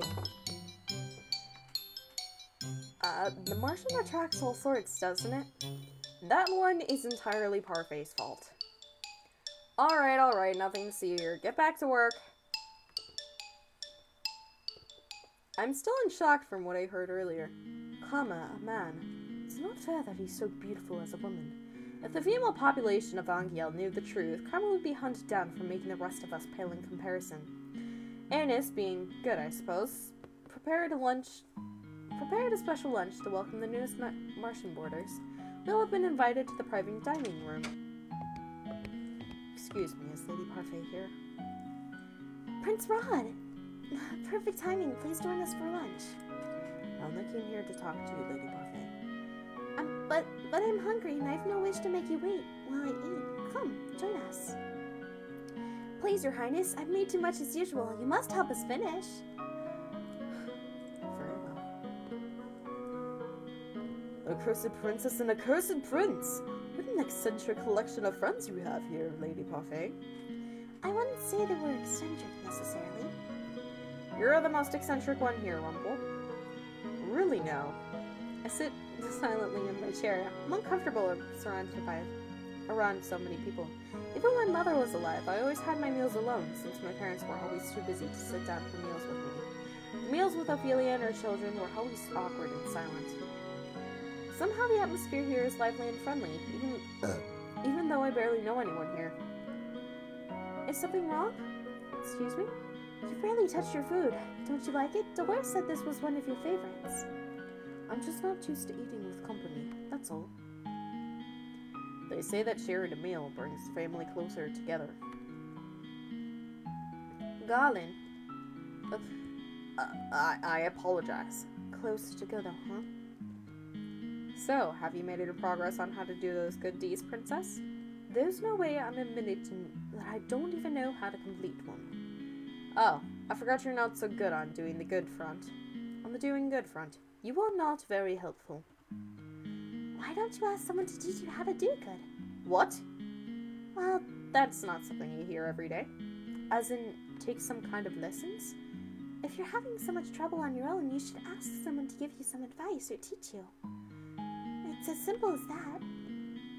What is this I hear? The princess needs advice? Well then, she's in luck. Oh, well that's good, because I'm going after you. I happen to give the most excellent advice, and believe me when I say it, I can almost teach anything. The princess is indeed lucky, as I am available for teaching duties. No doubt I'd be the better choice, as I don't go around deceiving the world. Excuse me. I like how Rumple is taller than Karma. This is beautiful. I just realized Rumple is super fucking tall. From one side of flirting to bitter enemies, all in the span of a few hours. The man broke my heart! Me too, Rumple. Anyway, I'd also be happy to help you in any way I can, Princess. And I'm sure your stepbrother would be happy to help as well. I don't think I'd make the best teacher for this sort of thing. I only teach others how to fight. And never mind the fact that Jane herself still struggles to be good. What? What? What? What? What? There we go. You're lucky, aren't you? So many people willing to help you. Why? Why are you all willing to help me? That's what we do at the Martian. We help each other. So lesson number 1. Doing good means helping whenever one can. Just let any of us know if you want our help. Trust no one but yourself. You need not care for anyone but yourself. This is what Mother in the last few years have taught me.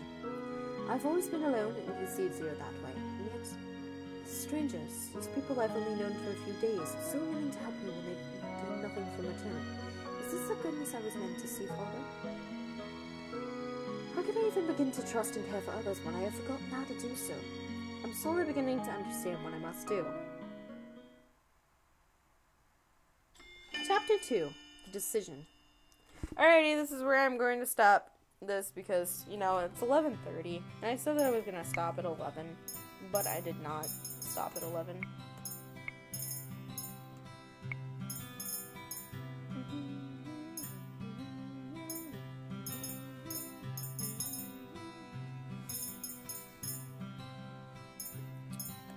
Right here. Okay. So, I really hope that I just get on Karma's group next time, and I actually start earlier, because, you know, I was kind of in a rush, and I got so off track today, so I really hope that I can do better next time, but at least I had a lot of